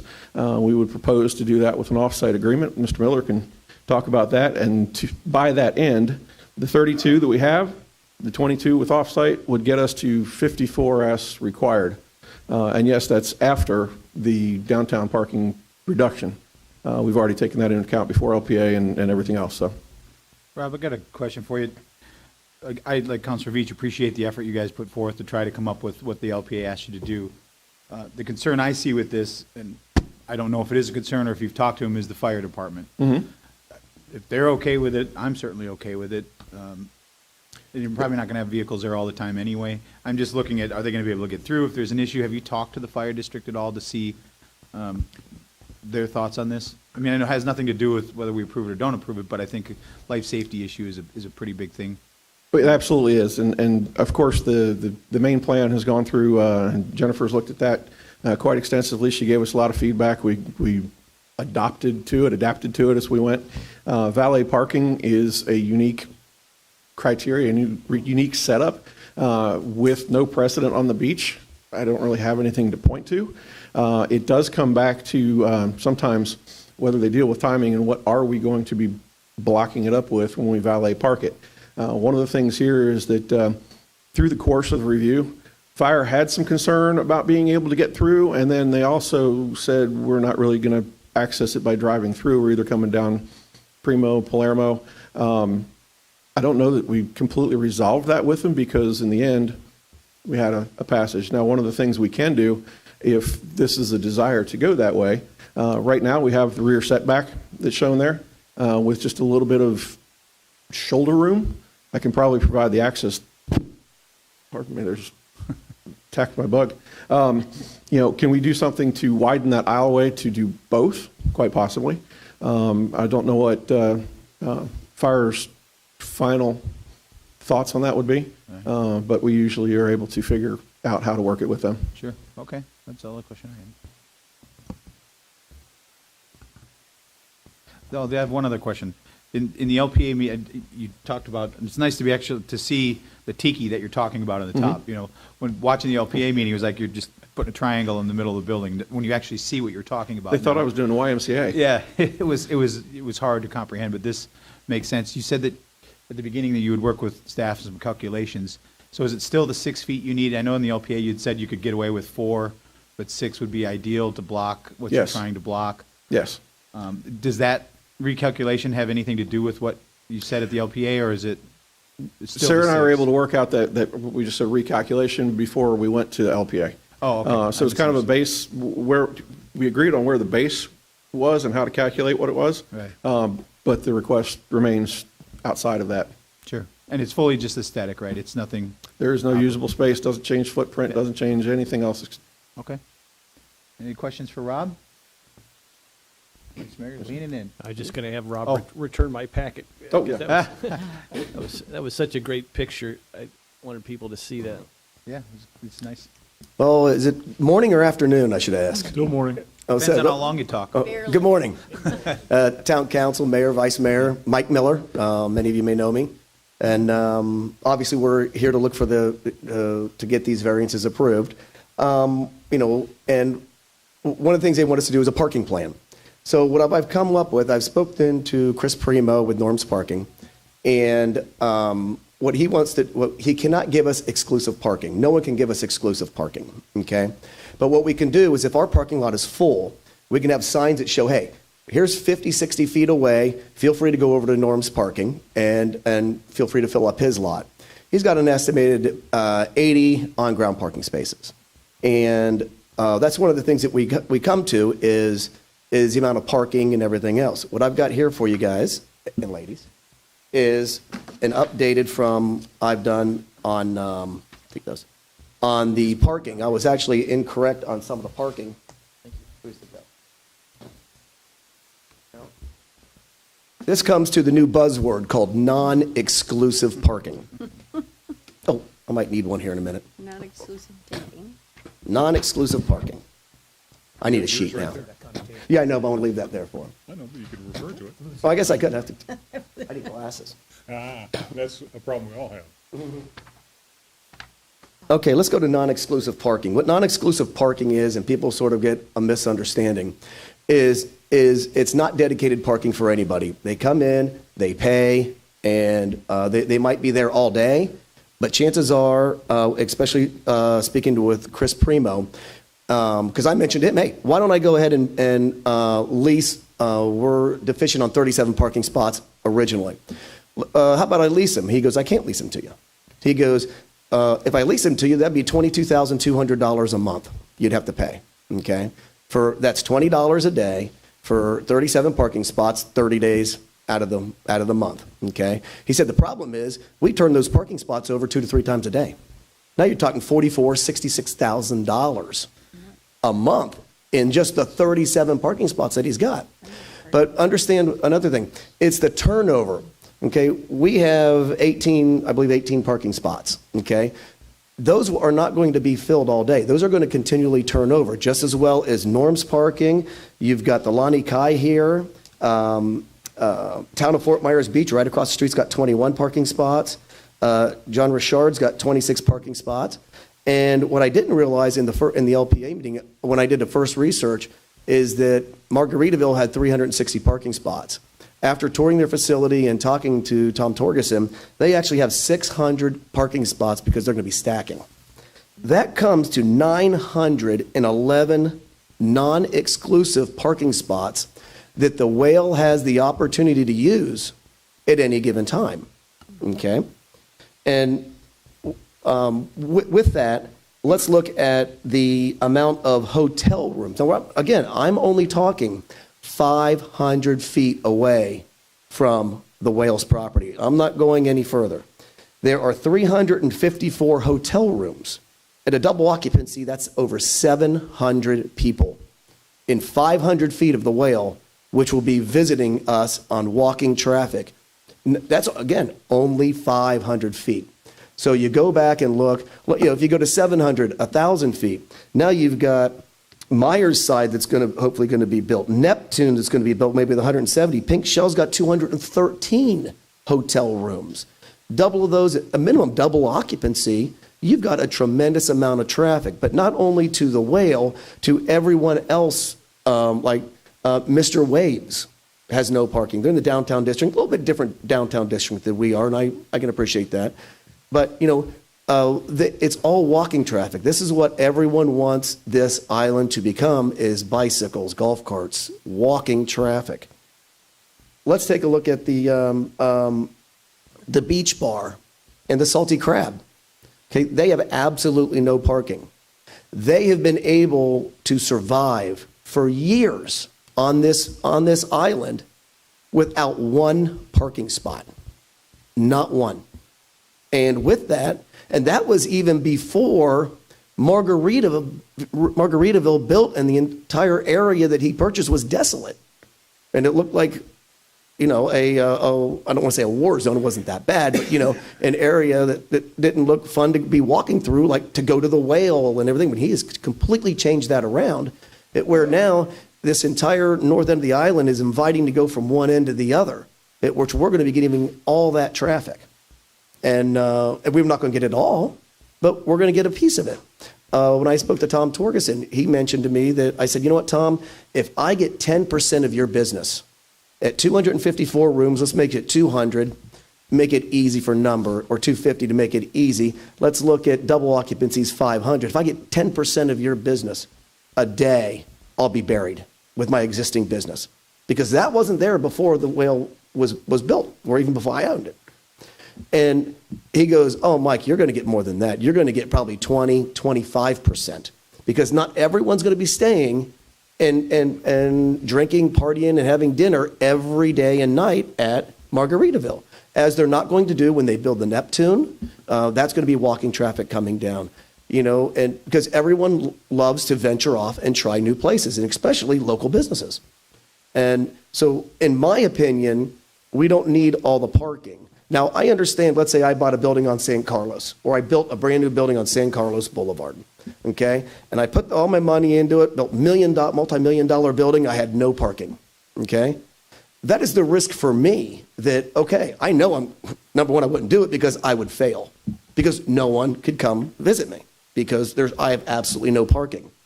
You come right over that bridge, and it's a whole different ballgame, where you don't need the parking to succeed. Well, let's say I only have the 18 parking spots, and there's no way in God's green earth that it's going to happen, but I fail, okay? That's on me. Putting the multi-million dollars we're putting into this building, it's still on me that I fail. But there's no way we can fail when this entire island is being promoted to walking, bicycles, and I don't care how many I'll put 10 racks in if I have to, at 5 per one. If we see more bicycle traffic coming, we'll come to the town and say, hey, can we put another bicycle rack here? We love the golf cart parking, and at the end of the day, I don't feel that we even need the additional parking, but current code requires it. So we have to, abide by current code and come to you guys for a variance. Mike, have you received any negative or any opposition in the 500-foot range? I have not gotten an email on any opposition. I'm just wondering if you have heard any. The only opposition I've had is, would you please take down the tent and build your building so it'll be quiet in the neighborhood? Also, I want to get back to that if you guys have 1 second. Where's our other? Oh, yeah. It's all right. One of the things I'd like to reiterate real quick, that Rob was so generous to be talking about. This is our footprint, and one of the things I want to emphasize too is the second floor, like he had mentioned, is all glass. Okay, it's not only it's half the building is glass facing Estero Boulevard. The other half is where we'll bring food up. There's actually a 12 by 18 foot cooler for just beer, and the internal workings of the kegs and systems and stuff like that.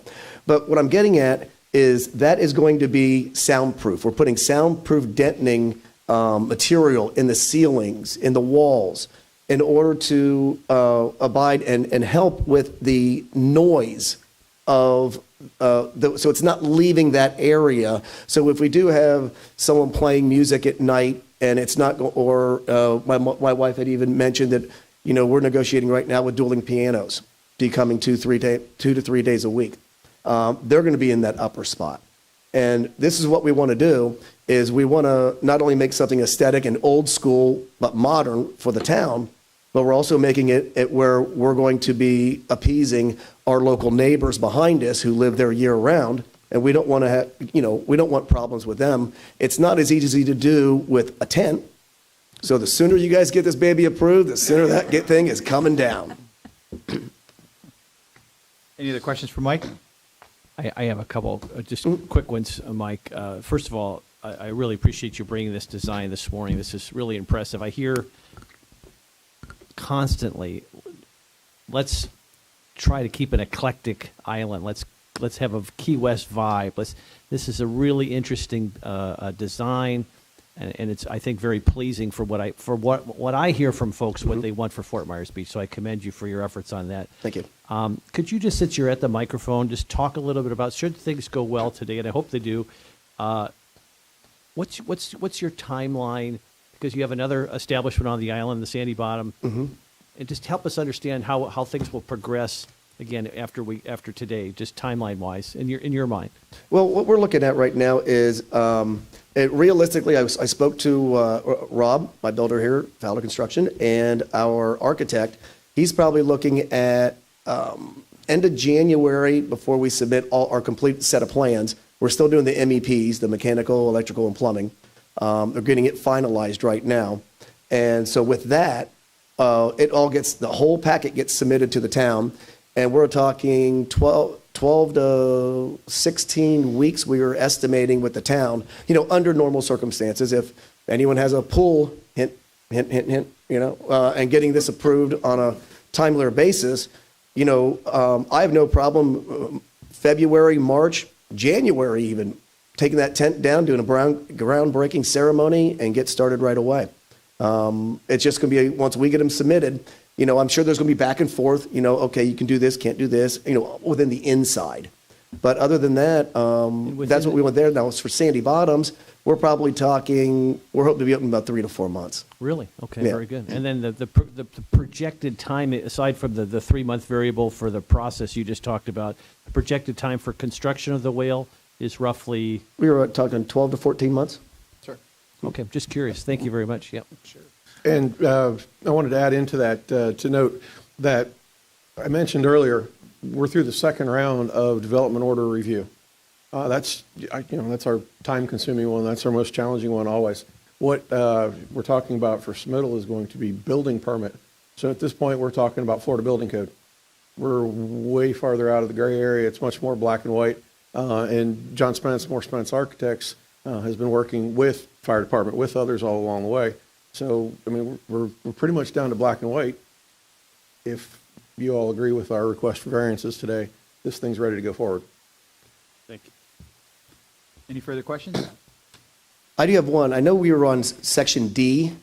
Is there, I know this is not normal. Is there a way we can do like a D-1 and have John King come up and plead his variance for Santa so he gets some gifts? I don't know about that, but I would caution you not to encourage Councilor King. That would be the naughty variance? Yes, that's your naughty variance. I think he's getting comfortable with coal. Yep, we're all set. And council, thank you for everything. We do appreciate it. Thanks, Mike. Thanks. Are there any members of the public who wish to comment on this matter? If so, please come forward to the podium and identify yourself, provide your address, and whether you were sworn in. James. I'm Jay Birch, Bayview. I'm here for a selfish reason. I missed the burger late night at the Whale. So if you please approve it so I can get back eating my burger, it'd be great. Sir, did you say you were sworn in? No, I'm not an expert on anything. It's public comment. Yeah. It's public comment. And then I like your attitude about the parking. You know, there's more and more places in the country that are basically eliminating parking spots. So we do what we're going to do here. We get on foot, we stay on bikes. And I'm so excited that this was a public meeting to see their design. Can you imagine we have 15 or 20 cool buildings like this up and down Estero? Man, we're back. So thank you. Did we need to swear him in, Becky?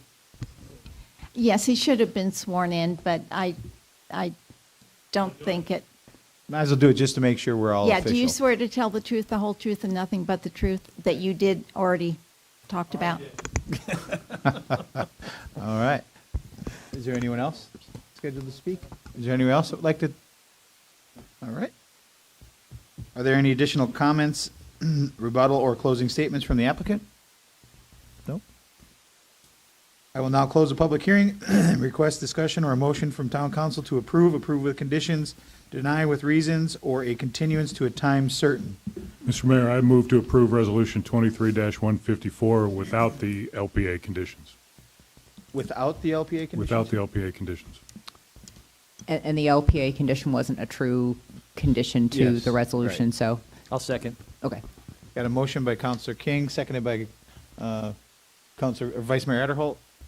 Further discussion?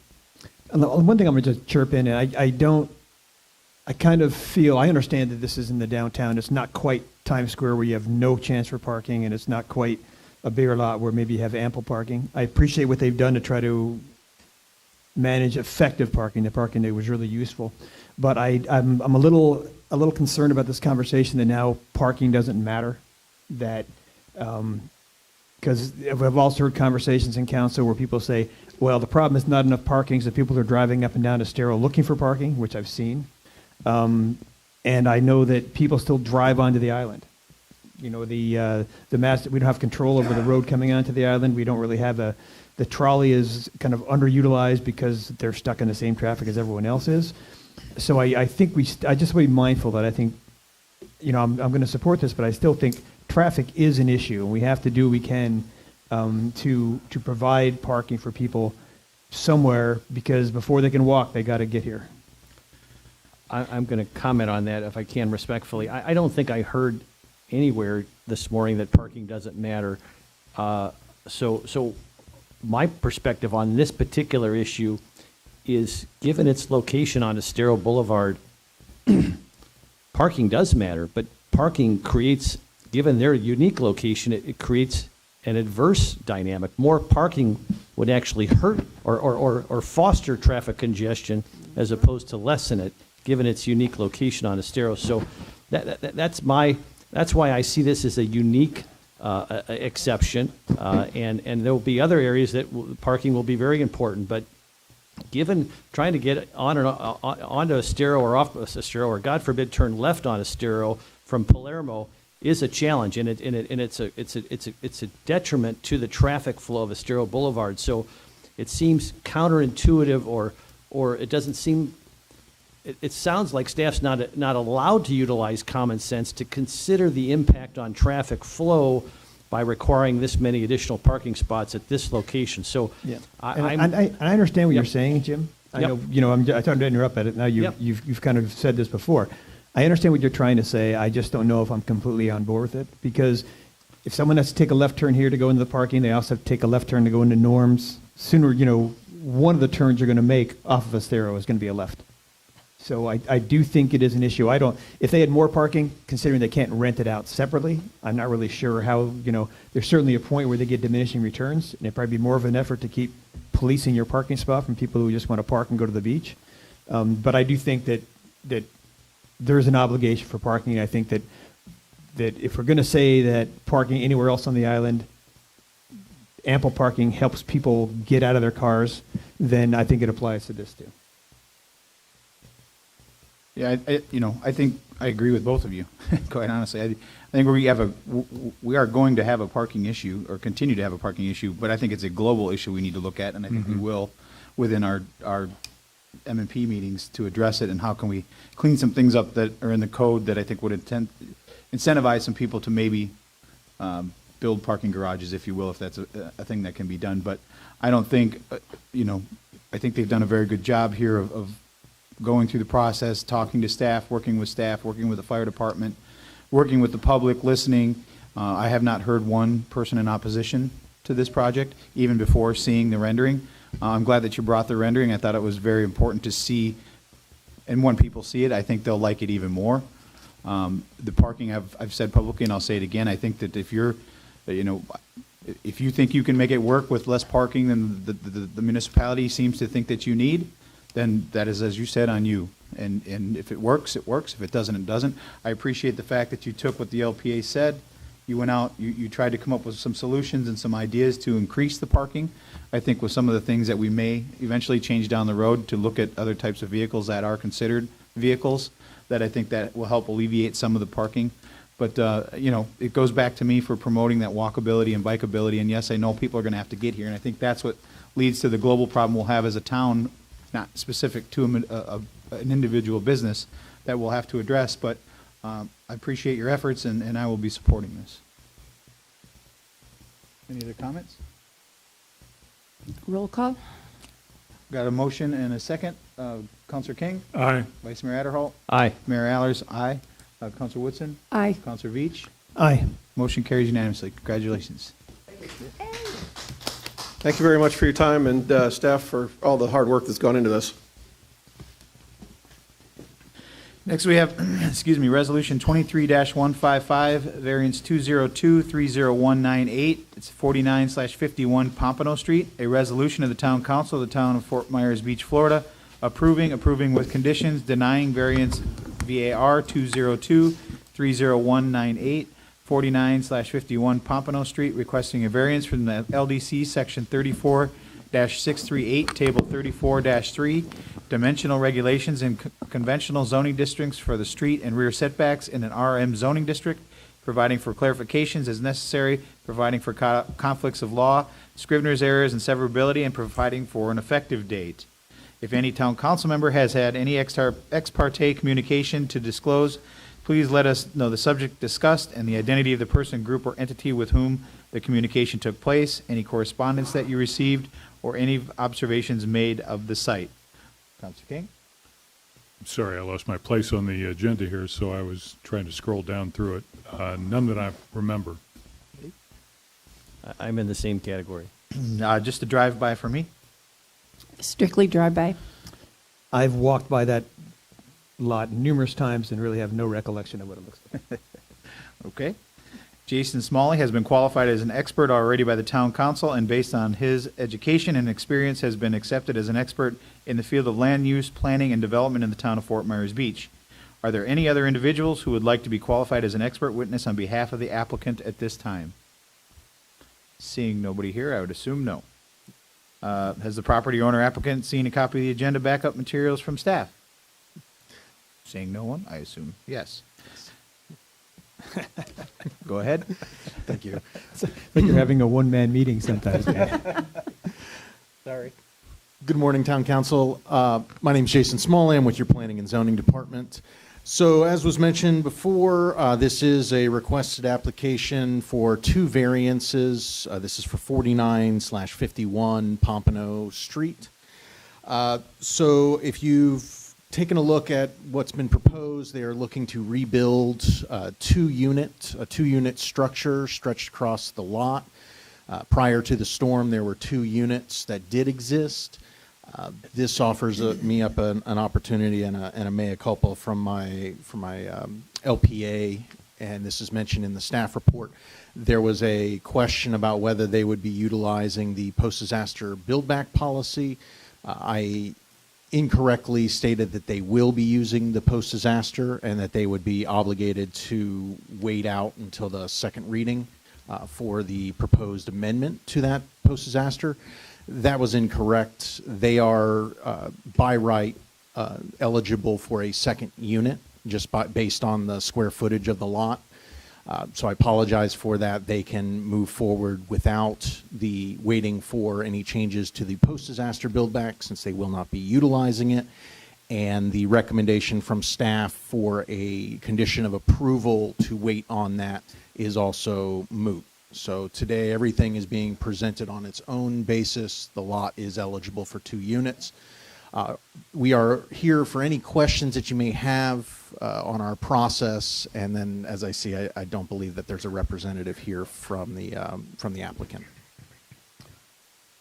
Jason, is this considered a duplex or 2 standalone units? Well, they're connected units. It's going to be 2 dwelling units. It's not being designed as a standard duplex, so you don't have a firewall between 2 generally mirrored units. So you're going to have 1 unit closer to Estero and then another unit that's going to be closer to the beach, and they will be interconnected structurally, but they will be 2 independent units. Okay.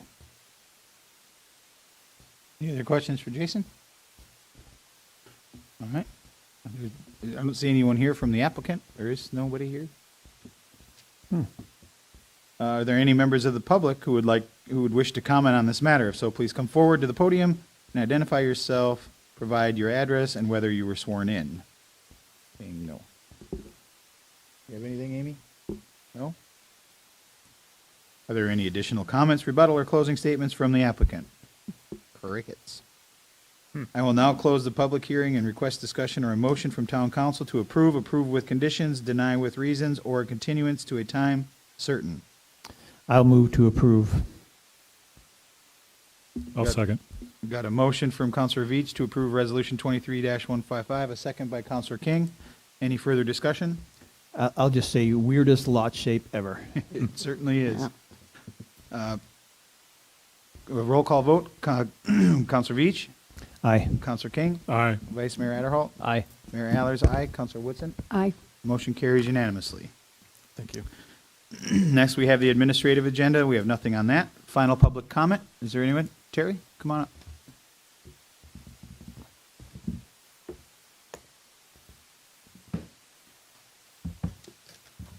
Good afternoon, council members, Manager Frankie.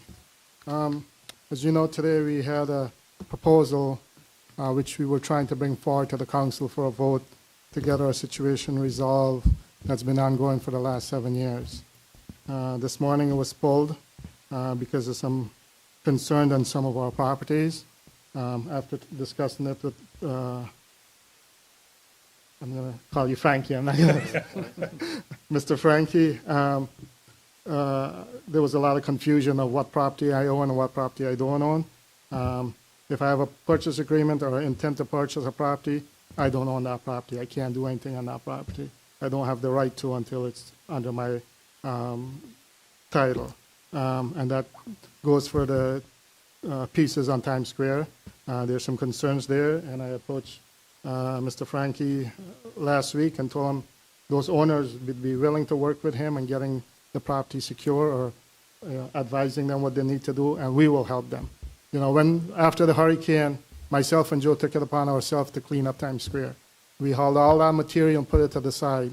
We had a problem getting FEMA to come in and pick it up, and as you know, Dan, I approached you and you helped us out getting FEMA into Times Square to pick that up. Since Eon, we have been diligently working to keep that area not only clean, but secured.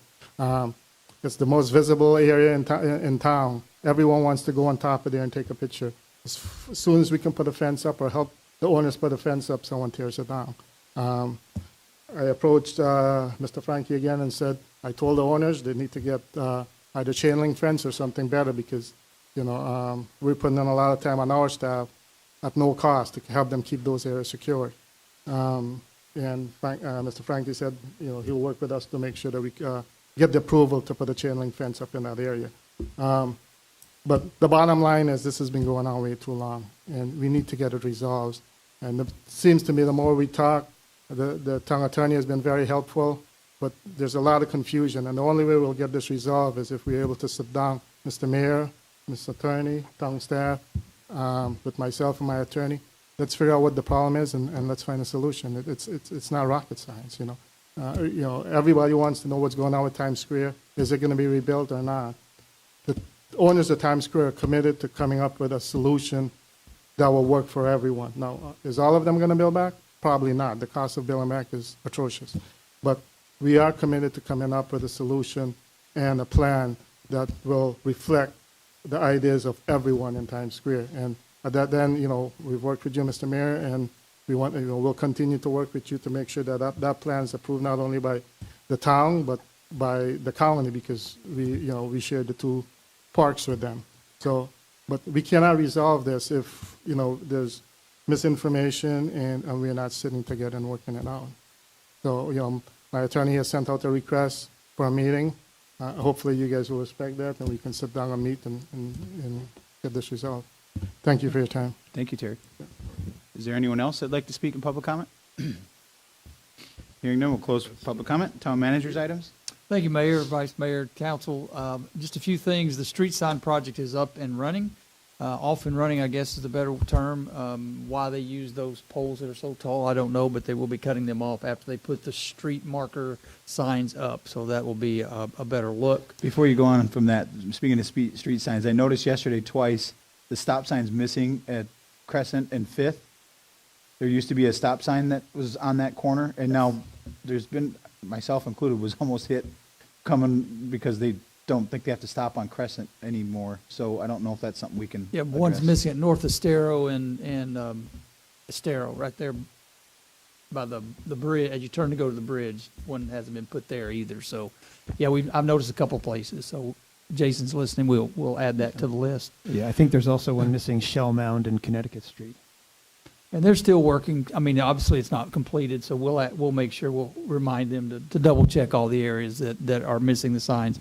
Moving on, the Jacobs Group started with 3 permit techs this morning, and he's hired 2 inspectors, so hopefully they'll be here this week. Progressing rather well in that area, so we're pretty excited about that. Going to be meeting with them. I've sent out a request to meet with staff and to kind of go over what's expected of the condominiums, and we're going to have that discussion coming up so we can just issue information to them going forward.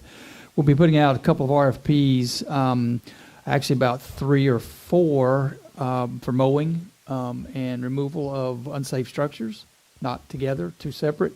Also, we're going to be putting out RFPs for the Bay Oaks project, the big ball field, and for the lights on the small ball field. This is to conform with FEMA standards and requirements. So we'll be moving forward with those as soon as possible. I did get an agreement in the via email from Lee County for the light project. Some confusion there. They're supposed to take it under consideration tomorrow. The confusion, I believe, is the state's giving them the money on a one-time payment, but they were going to make it reimbursable on our behalf. So, Becky, I've sent that to you if you could review, and the mayor and I have talked about it. So we're still discussing that. Not sure how they can expect us to carry the financial burden on their project, and it's like a 2-year project, and it's on a reimbursable basis, and we all know how quickly or not quickly that happens.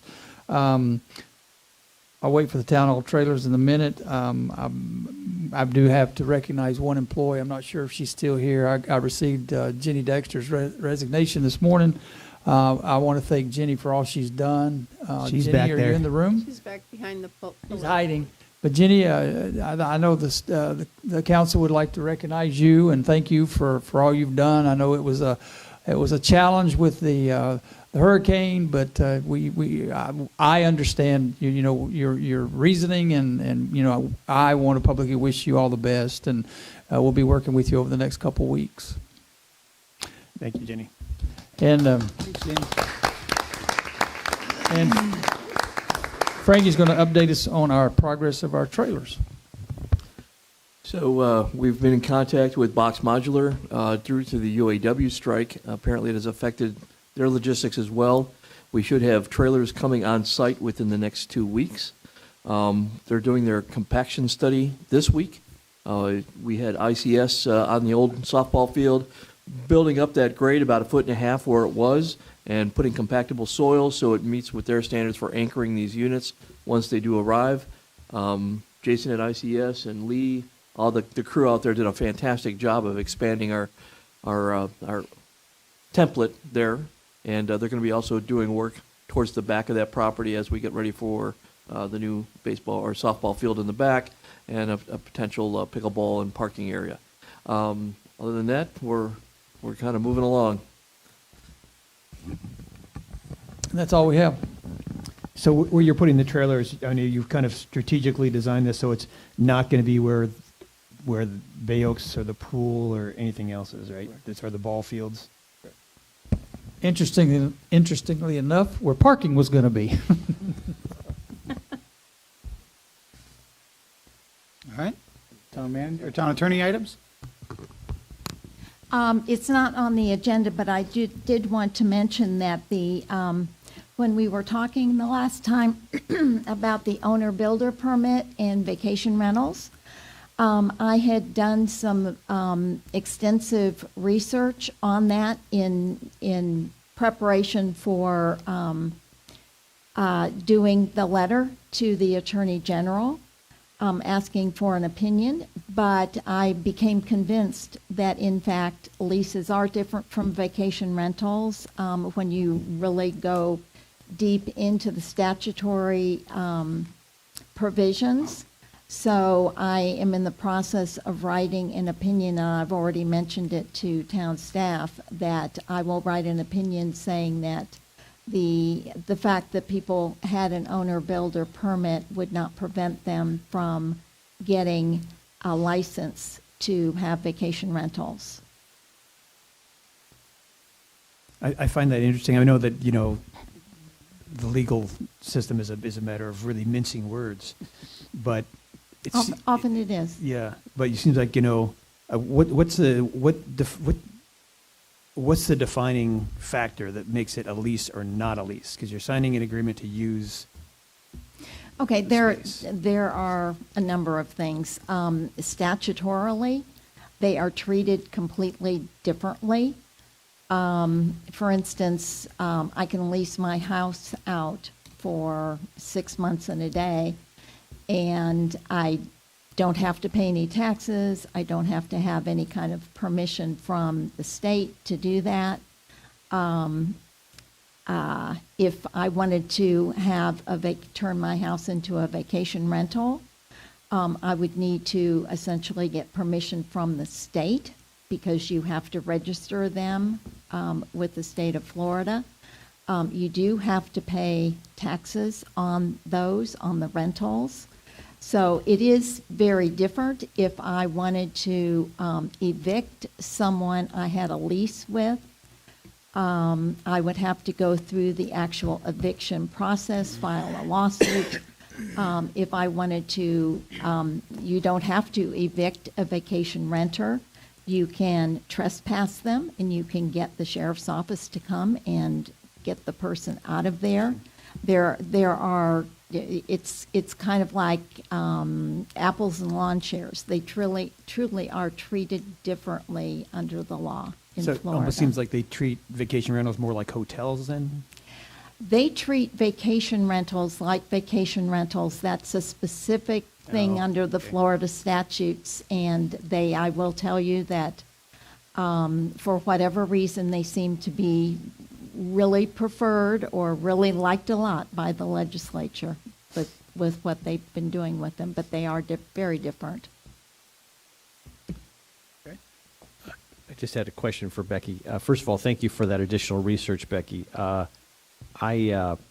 had a question that I think I sent to you and Frankie over the weekend, and I just want to posit it publicly because there may be other condos that are wrestling with this as well. And I see Steve back there and Frankie.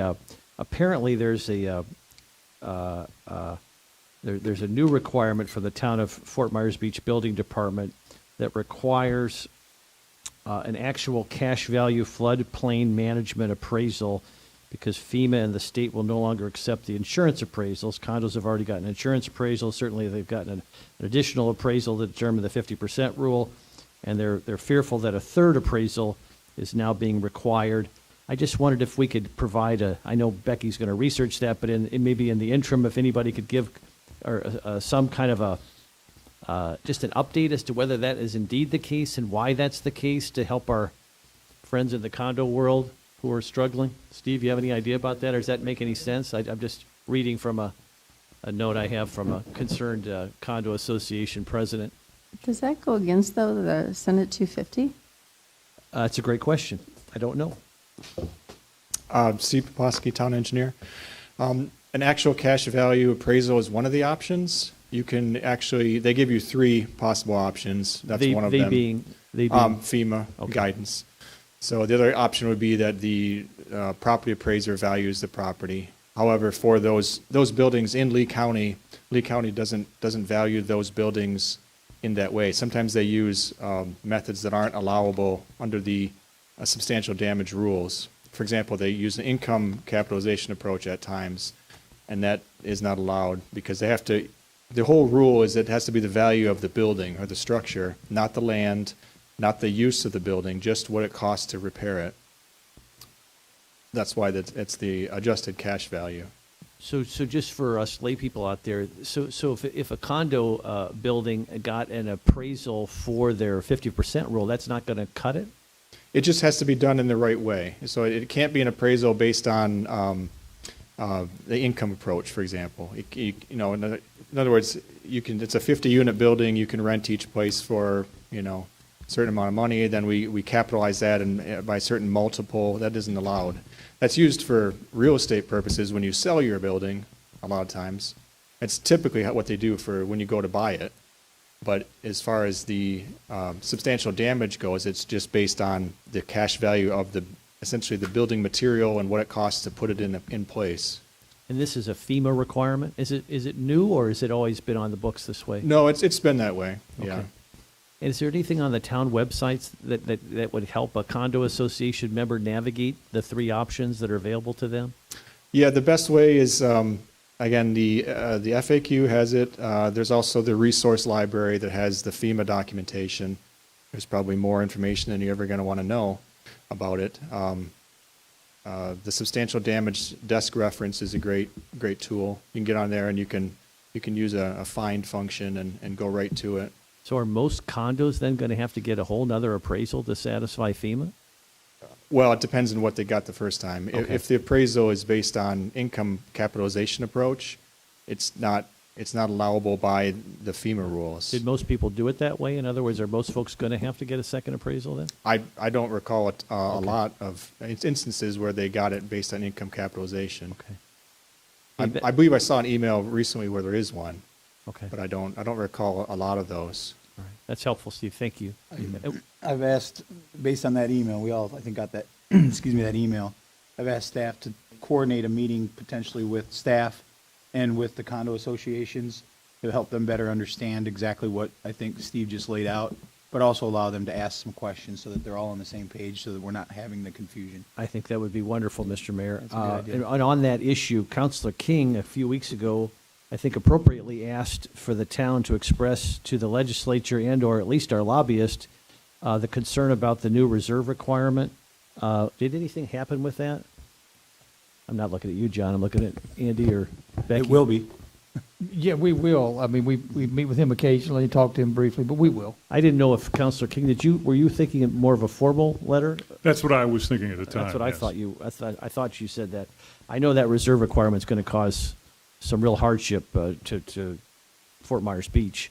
And I think they're not asking it to be waived. I think they're asking for a temporary stay, if you will, so we can, adjust to the nightmare that is post-Ian. So If I'm not mistaken, I think this is something that the League of Cities is taking up too. Is that right? As an opposition or asking, but we can find that out for sure. That's great. Thank you. No, is this are the condos expected to immediately up the reserves, or is it a phased in? It's to fully fund. Yeah, fully fund and how you reserve, and there's a lot of minutia post-Surfside that I'm sure is well intended, but the practical impacts post-Ian are extremely challenging on an island that's already doing a lot of things proactively because of the damage, and there's a lot of duplication and a lot of illogic that goes in. John probably knows more about it. Yeah, than I just do. not Ian. I mean, it's Nicole. It's now Adalia.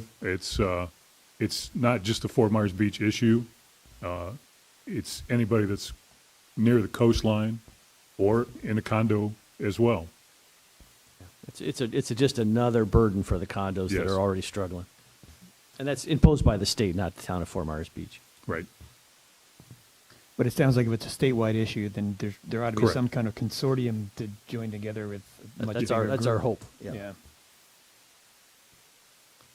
Thanks, Steve. Anything else? For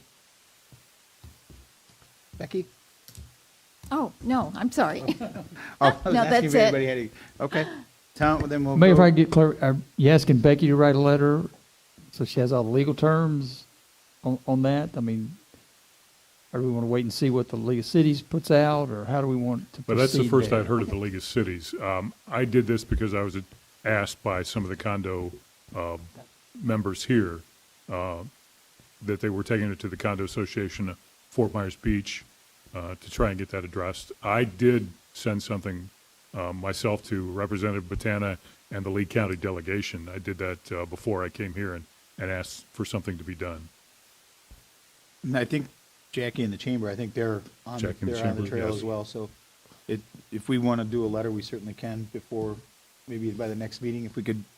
I'd be in support of drafting a letter in support.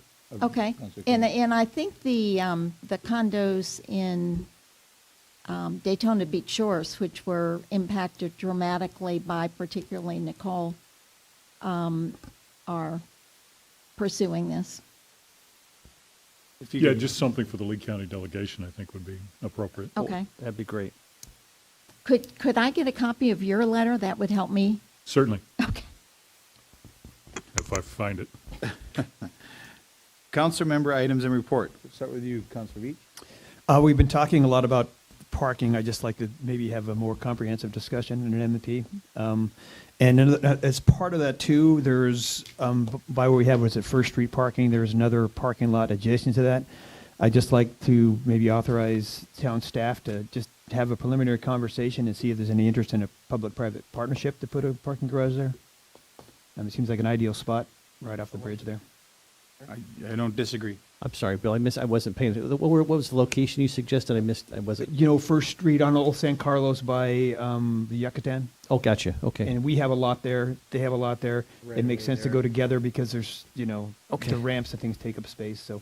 I just didn't hear the Yep. location. Thank you. And I think in order to make some of that work is what I was referring to earlier, we're going to have to go into the land development code and look at some of the parking garage requirements, the buffers, things like that, to be able to clean up in order to even entice anybody to want to do something. Yeah, and I think too, particularly with that one in Old San Carlos, it'd be good to have some ground level businesses, so it's not just parking garage. So there could be some small shops or whatever to make that, keep that interesting at the pedestrian level. If I could just interject for a moment, Councilor Veach, I was going to bring up something that happened at the end of the last Metropolitan Planning Organization at Lee County that I was a part of. The county commissioners, all five of them, sit on that board, and after the meeting, one of them came up to me afterwards and asked my opinion of two-tiered parking in Lynn Hall. And obviously, I was elated and overwhelmed and joyous, to say the least. But I don't know if that's an opening that would allow us to work with them to maybe even add more than just two tiers. I don't know what the procedure would be because that is their property, but I mean, I thought it was great that he asked, wanted my input on it. Maybe that's something we can partner with the county on to do down the road. Yeah, and I appreciate that. You know, one of the problems I really have though with putting tiered parking on Lynn Hall Park is the view corridor of that park gets diminished greatly from the pedestrian level. And the other thing is, and it's just a business thing. When you go to a place like now, Margaritaville, you know, they'll make sure you walk through a bunch of shops and restaurants when you're going from A to B. So I think having parking right on the beach, it's not going to be as much of a benefit to the businesses of Fort Myers Beach if you have parking a little bit off. I'm not sure. I mean, if we're looking at having to raise up businesses in Times Square, tiered parking to me would be a perfect, just an avenue to stroll down to those businesses. I know the pier committee had talked about it, relocating the pier and putting parking in that tiered parking or parking garage in that area. I thought it looked fantastic. And that was actually to accommodate the second level of where Times Square will have to go, and to reduce the accommodation requests for that long ramp and bring it around and put it, it actually really, really worked. And I would also I don't think they're necessarily mutually exclusive, because if you put parking in this spot that I recommended, you could have an overpass to get to Times Square, which would be at level. And that does a couple things that Lynn Hall doesn't. One is that the parking where I'm recommending is much more accessible to the bridge. So people would come right off the bridge and not have to sit and wait at the light at Old San Carlos and Times Square, which could back up traffic quite a ways. No, I agree. And the county, actually, when they came down and we're looking, when Roger DiGiorgio was still there, the area that you're talking about specifically, Councilor Beach, is an area that we were looking at potentially trying to do some sort of private-public partnership, because it does make sense there. You don't touch Estero Boulevard at all coming over the bridge, but I think it's something we should add to the M&P for sure as part of the parking discussion. It's obviously there's lots of ideas that we have and to move forward. But I just think, if the other owner is just not interested at all, then we just need to know that, so it's off the table. What else you got? That's it. Councilor Woodson? So I too was going to bring up the parking, but we've ad nauseum on that one today.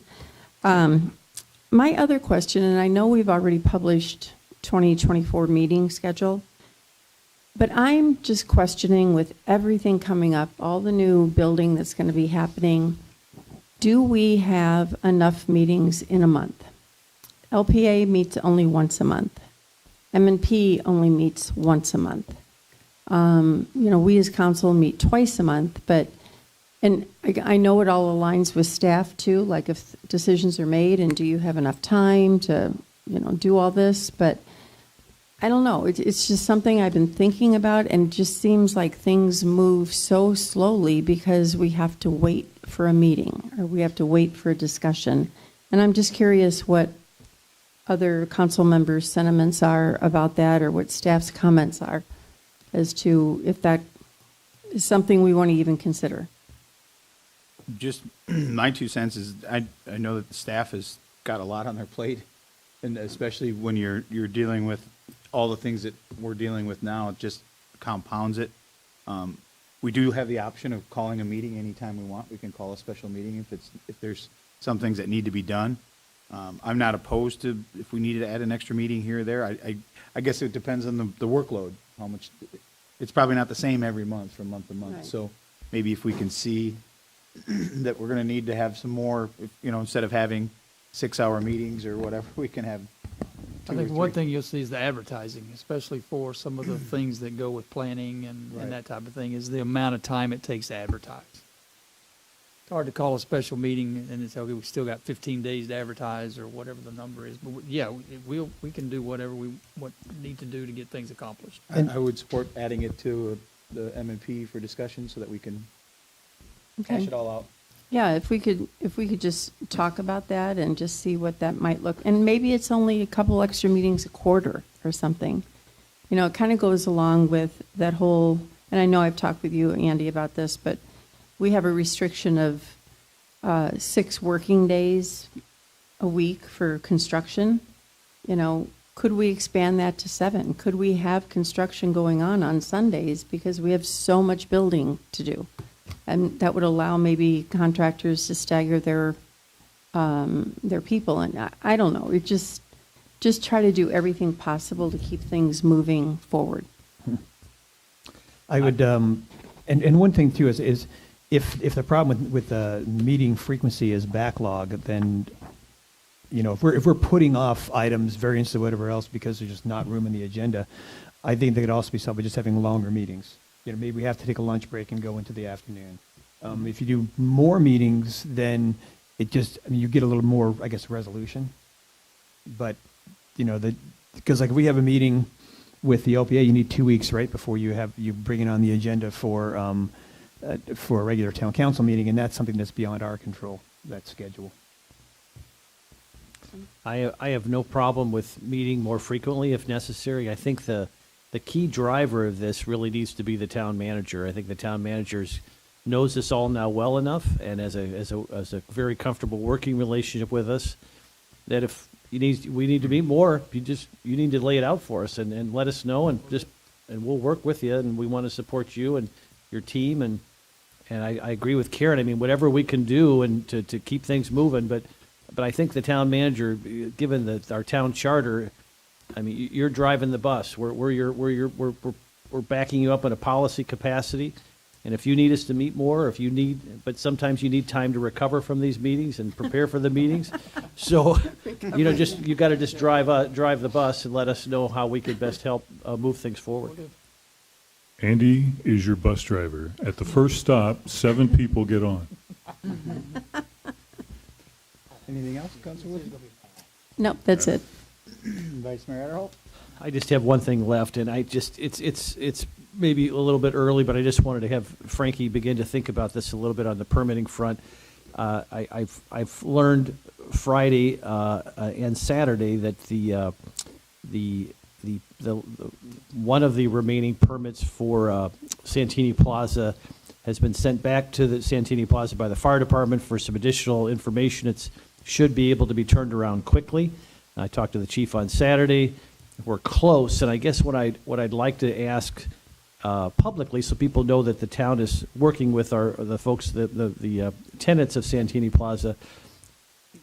When this goes and the owner turns over the keys to all the various merchants there, everyone's going to have their own individual need for permitting as well, because they're going to want to do the inside.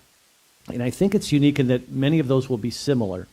And I wonder if there's a way with Jacobs and your team, if we could assign one particular staffer to Santini Plaza, not exclusively, but just because I'm guessing, you're going to learn from each application.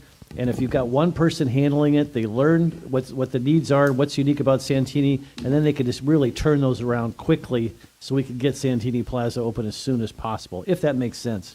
Totally, and it falls right into the plan that Andy and I have had from the beginning.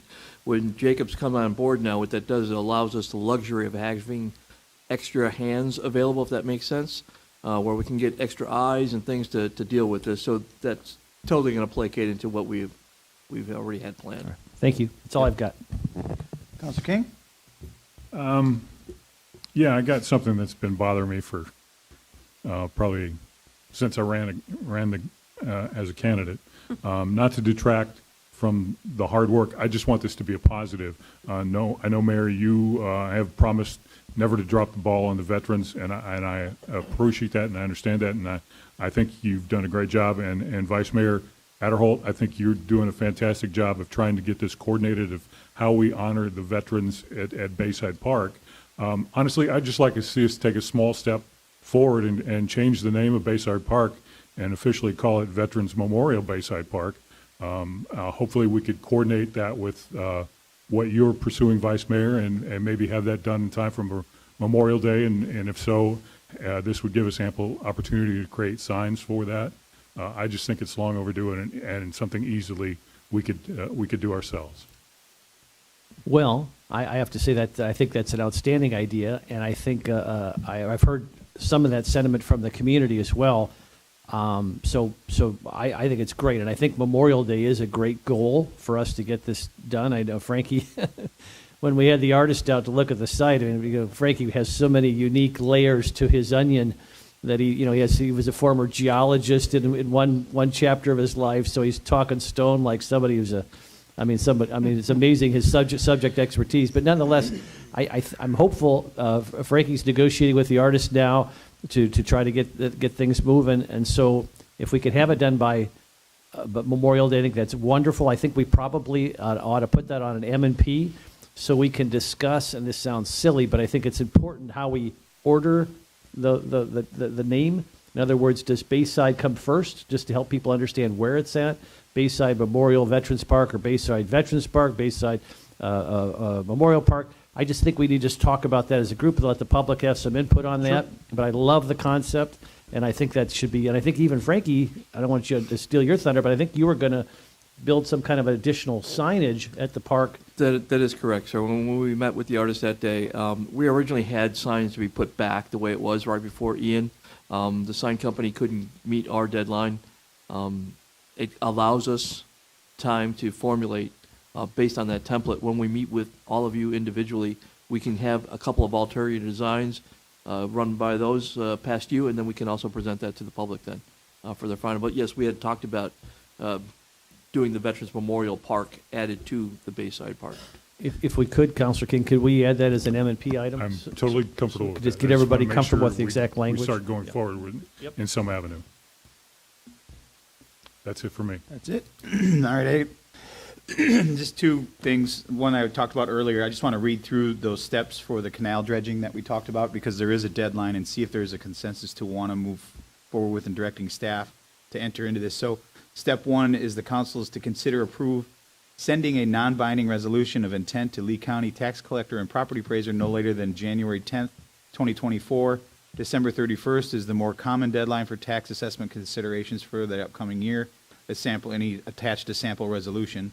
There are approximately 1,000 residential and commercial properties on canals. Each property's special assessment would vary depending on the benefit gained by the dredging, such as canal frontage and a property owner water-dependent use. If the dredging and the maintenance cost is $20 million, that cost would be allocated according to each benefiting property. If all properties were equal, the $20 million cost allocated per property over a 20-year benefit period would be $1,000 per year. The town's engineering firm is developing a more precise cost estimate for the dredging and maintenance. Actual assessment costs can vary by each year by council depending on other funds, subsidizing total costs such as grants and federal or state participation. Step two is a proposal was submitted to town by Raftelis to determine the revenue requirements, evaluate the benefit criteria, and cost allocation methodology. This proposal to consult on an establishment of canal dredging assessment district is attached. The cost is $47,500. Step three would be to complete the engineering analysis of the sediment quantity to be dredged and cost. Fourth would be the council approval if desired, the special assessment. Fifth would be to bond the revenue source to front-load funds for contracting dredging and long-term canal maintenance. So Keith was working on this for us because it's a big issue. Obviously, we've heard from many canal owners that this is an issue, especially after the storm. And the fact that we didn't have a program like this in place before the storm really hindered us from getting any money from FEMA for reimbursement. So this would essentially allow us, if we want to move forward with sending that letter of intent, to at least allow us to have the discussion. Now, it's not binding. It's not saying there's going to be assessment. It just starts the process to allow the public to understand what we're trying to do, get input from them, see if there is an interest to do it. And it could be something, as you said, that could go into effect as early as next year. So I guess my question is to my fellow councilors, is this something that we want to do, is move forward with this? And if we can get it done in time, if Becky can research it and get it to us in time for the next meeting to be able to do this resolution, to send off, to start this process going. I would be in support of it, but I just wanted to bring it up to see if there was consensus to direct staff. I think it's important, Mr. Mayor, just to once again stress, because I was talking to Keith before the meeting this morning about this. This is just a placeholder. It is non-binding, and all it does is allow us, from a legal standpoint, to have the opportunity to do this if we should choose to. So obviously there would be plenty of opportunity for public input. We would need a lot of public input on this. But all this is a sort of a procedural placeholder to allow us to do it should we choose to do it. So to me, there's no harm to me in putting in this placeholder and at least having this, beginning the conversation and continuing the research. I'd love to see Keith come back and maybe present in greater detail at an M&P or something. But just to reserve the placeholder to allow us to talk about it seems to make sense to me as well. I'm totally in agreement. And personally, I think it's a huge miss of the town in previous years and not having any kind of process in place to have, to review this and look at it whatever the time frame is to see what needs to be done for maintenance. So I'm 110% in. Yeah, and I just point out that, we were under the county for a long time and they didn't do anything either. Right. So, but I agree, and mostly because this is not binding. People will still have their voice heard before we do anything that's going to cost them financially. I'm in concurrence. Becky, can you look into I that? will do that research. I believe yes, you were on absolutely. I believe you were on the initial email that was sent on the 15th of November. That was- Right. So the sample ordinance is in there from, I think, Yeah. other jurisdictions. So, okay, if we can do that, that would be Okay. great. Very good, thank And you. the last thing I have, I think that the town manager alluded to it in his comments a little bit, our favorite subject, the lighting of Estero Boulevard. It seems to be that gift that keeps on giving. As the town manager has said, the wording that came down in the FDEM, I did read through it substantially, and I can see their point as to how it could be construed. It does in one part say that it is a one lump sum that's going to be allocated to the county, but then a couple lines later, there is some verbiage about submitting for reimbursement. They don't use the word reimbursement at the state level. They use submitting that the work is being done. So it's my understanding in talking with the county that their interpretation, and they've reached out to FDEM to try to get some more clarification, is that that is a reimbursement, that you have to put the money out to get reimbursed to do it. That for us is a huge, huge issue. We would have to, the way the FPL contract is laid out, that's almost $2 million that the town would have to come up with to then submit. So we would essentially be carrying $2 million for a year to 2 year, depending on how long that project. I'm not okay with that. I urge my council members to reach out to our representative at the county. They will be voting on this tomorrow. I will be there, so I'm going to have to unfortunately leave a little early from the school thing in the morning to make sure that I'm there to voice the opposition to that, because our understanding, it has changed a lot from the beginning, is that appropriation request that was granted from the state was going to come to us, then it went to the state, or then it went to the county, and it was going to be a pass-through to us, and now there's this reimbursement part of it that, quite frankly, is going to put us in a very bad spot, both financially and safety-wise. I think we all understand how dark it is out there now, and we need to get this project moving. So I will be there tomorrow, unless something changes today. Representative Botana is looking into it as well as to getting some clarification on that wording, and hopefully it gets resolved today, and we don't have to voice opposition tomorrow. But I would encourage my council members to reach out to our BOCC member, Commissioner Sandelli, and let him know that if you want, if you agree with me to voice our opinion on this is not a beneficial thing for us or for anyone. So hopefully we can get it resolved before then. I will, if it's appropriate, make a motion that you have the backing of the entire town council with your meeting, so you can speak for the council. I appreciate that. I would concur with that. Is that a second? Is this a motion? Do we have to have a motion? Probably should. Maybe. If it is a motion, I'll second it. Okay, we've got a motion by Councilor Veach, seconded by Vice Mayor Adderholt. All those in favor signify by saying aye. Aye. Aye. Opposed? Hearing none, motion carries unanimously. And then with that, that's all I have. Anything else? Is there a motion to adjourn? Move to adjourn. Got a motion to adjourn by Councilor King. Second. Seconded by Councilor Veach.